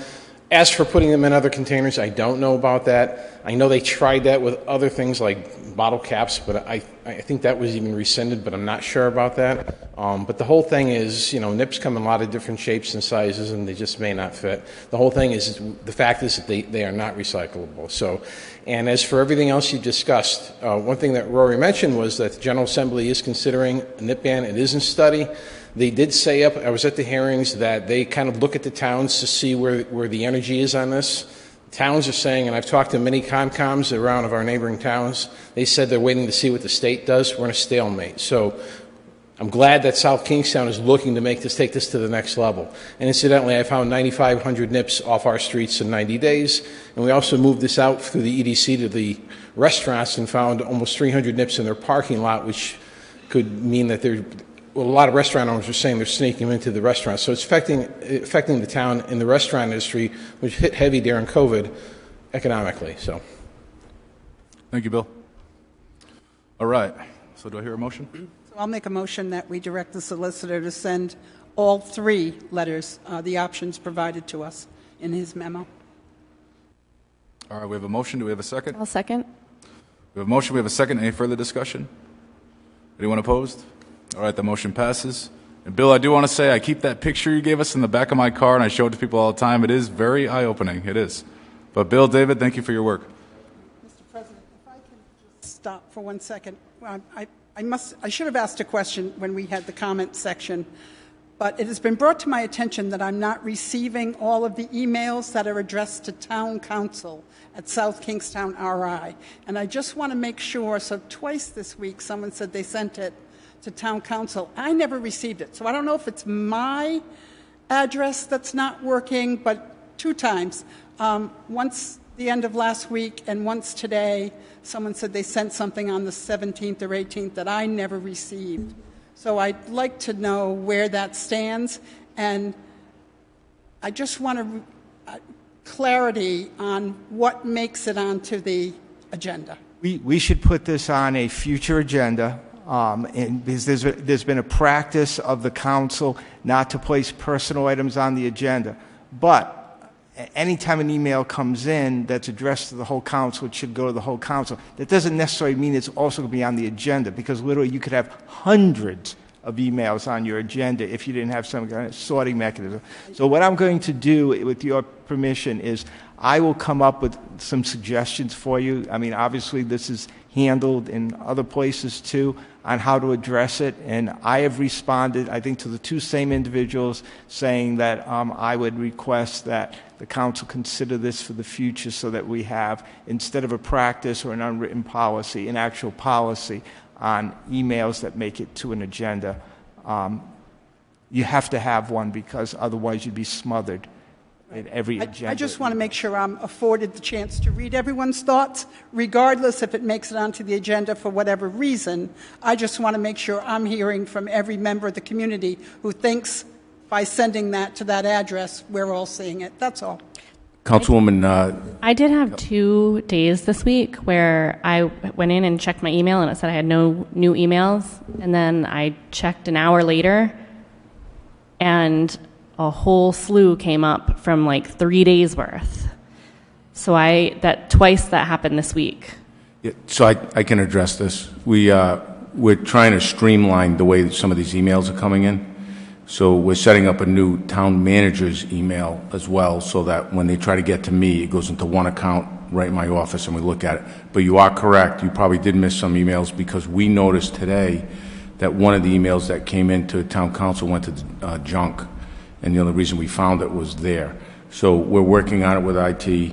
I assure you we'll figure it out within the next couple of days. Thank you. My thing was just to Bill and the Friends of the Saugatucket that we need to think about all the ways that we can educate people about the NIPS. And Rory has the picture, but maybe when we have events at block parties, we start to have a lot more education of the community, because that's how we're going to change behavior. I can't tell you how many people wanted me to bring them all here, and I didn't. That's quite a few of them. But I do have the pictures. I have saved them. All the NIPS, fortunately we have the storage area, but I do want to move them on to a better place so they can go away. But as for the litter issue, you're absolutely right. We need to have a serious talk in our town about the litter. So I'm going to give the new town manager my card, hoping we can reach out and sit down and discuss ways that we can make our town look better, because appearance is what our town's about. So, Thank you, Bill. All right, that's going to bring us to new business, item 12A, which is a resolution adopting a proclamation recognizing June as LGBTQ Pride Month in the town of South Kingstown. Motion to accept item 12A. We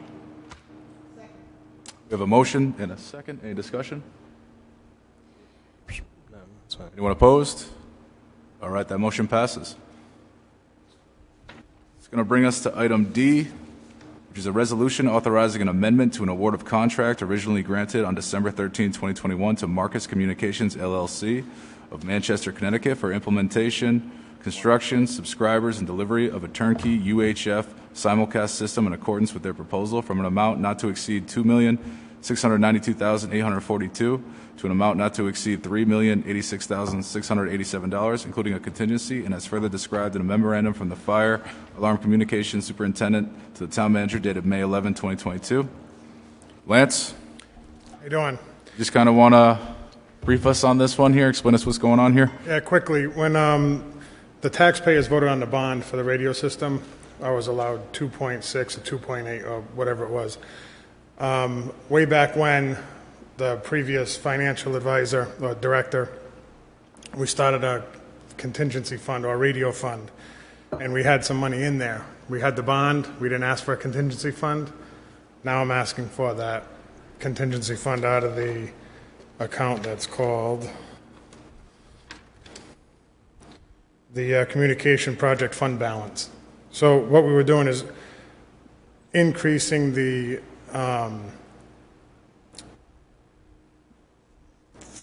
let's see, where are my numbers here?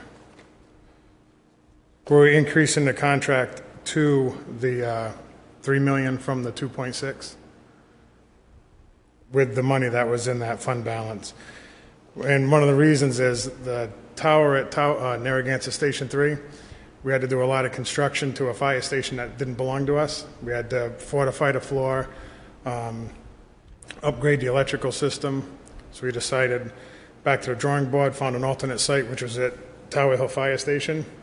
The town, or the Union Fire District, owns the property, and brand new fire station, emergency backup. So we could build the tower for approximately $165,000, and then connect everything with microwave links for the other $81,000, which makes the increase of $245,000.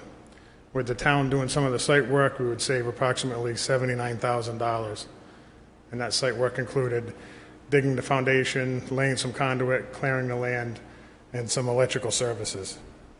And I do have a breakdown for the town to be paying their 75%, which would be the $184,000. UFD would pay 23% at $56,000, and KFD would be paying their 2% at around $5,000. All right, thank you, Lance. Any questions from the members for Lance?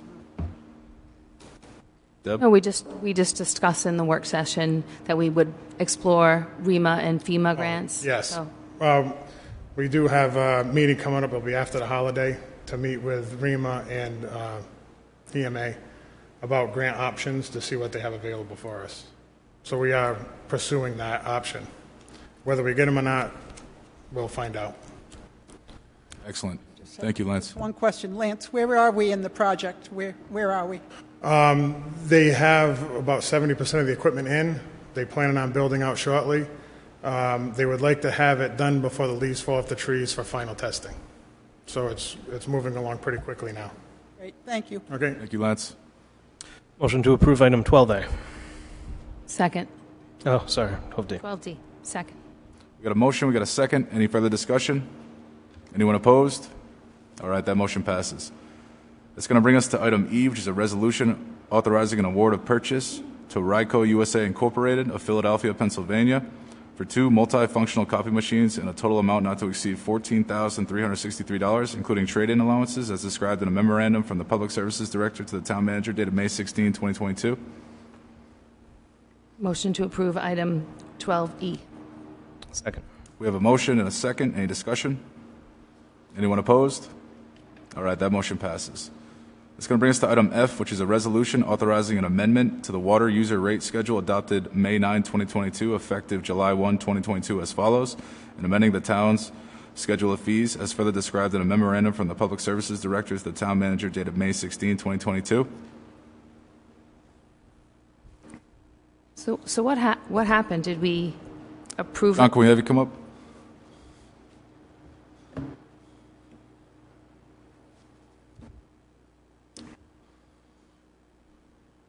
You want to just sort of walk us through what's led to the I simply change? had a Scrivener's error when we did the water user fee resolution. I originally had 1,250 cubic feet for each additional unit, where it should be 500 cubic feet. And that's the allowance we've always had for an additional unit. So it was strictly a Scrivener error on my part. Motion to thank you, John. approve item 12F. Second. We have a motion and a second. Any further discussion? Anyone opposed? All right, that motion passes.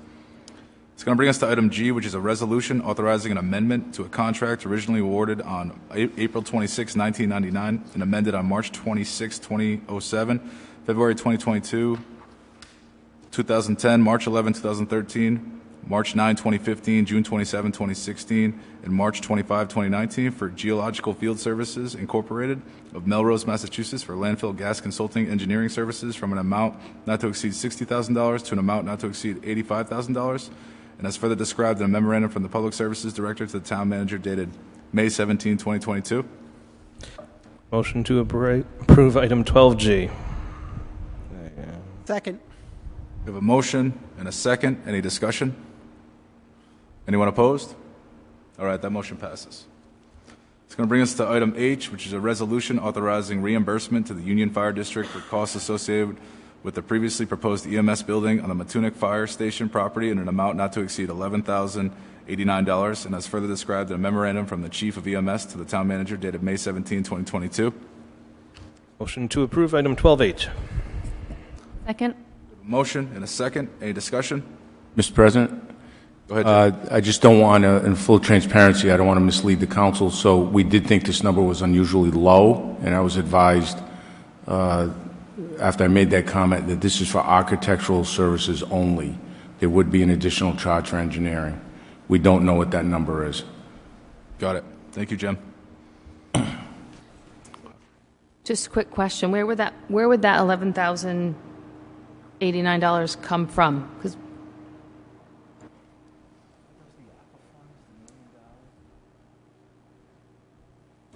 I don't mean to. There's no finance person here. Yeah, so I'll confirm that tomorrow. But the opera funds, I think there was money in there that was dedicated for the EMS building. We probably would just take it right from there. But I'll confirm that. That's my memory of what the discussion Okay. was, that's where the source of those funds would come from. Okay.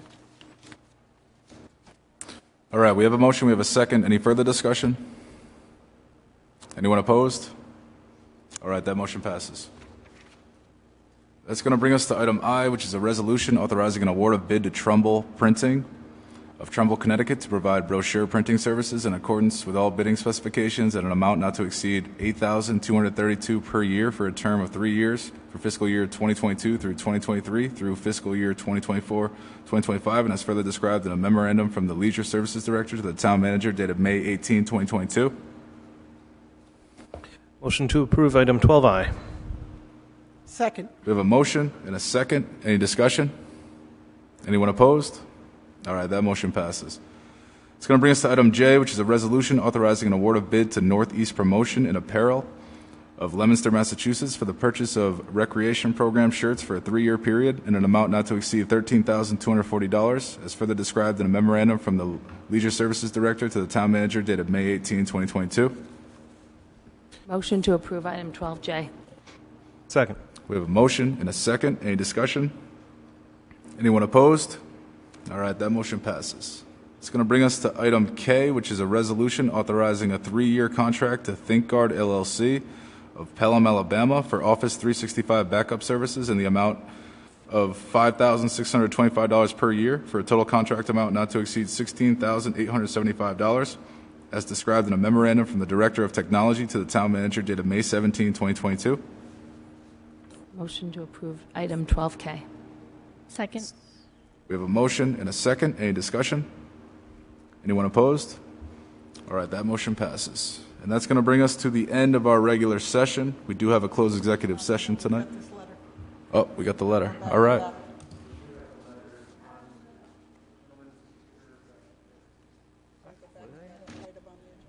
Okay. So, Mike. I'll grab the letter, and I'm going to write something up, and then I'm going to share it with all of you. Okay. Can I say just one quick thing about the letter, Mike? Yeah. Can I just say one quick thing? So, one thing that was said tonight was about pitting programs against each other. So, I think that it would be in everyone's best interest if this was a general, please re-examine your budget instead of just picking one program or two programs. That struck a chord for me. It is that it's pitting programs against each other, and that doesn't feel good to me. I think they need to do a better job of looking at the whole thing and their priorities. Does that make sense? It makes sense, but one thing that it makes sense, but I think it was eliminating DLI altogether versus other, you know what I mean? So it's like... So, I think at this point, if you've had the letter written, We do. let's have the town solicitor review it Yes. in this short period of time. Yes. And then from then, we'll look at it, and then we'll Perfect. make an action to sign it. Thank you so much. So, Mike, how do we proceed at this point right now? You have something? Yes. Luke, you have it? Luke has it. We're good. Okay, Luke has it. So we've already voted on the action, so we don't have to sit around and wait, right? No, So now we're going to move into a closed executive session, which is closed to the public. I'll make a motion that we move into closed executive session pursuant to Rhode Island General Law 42-46-5A1 to discuss matters pertaining to personnel. We have a motion and a second. Any discussion? Anyone opposed? All right, that passes. We're now going to enter closed executive session. Thank you all.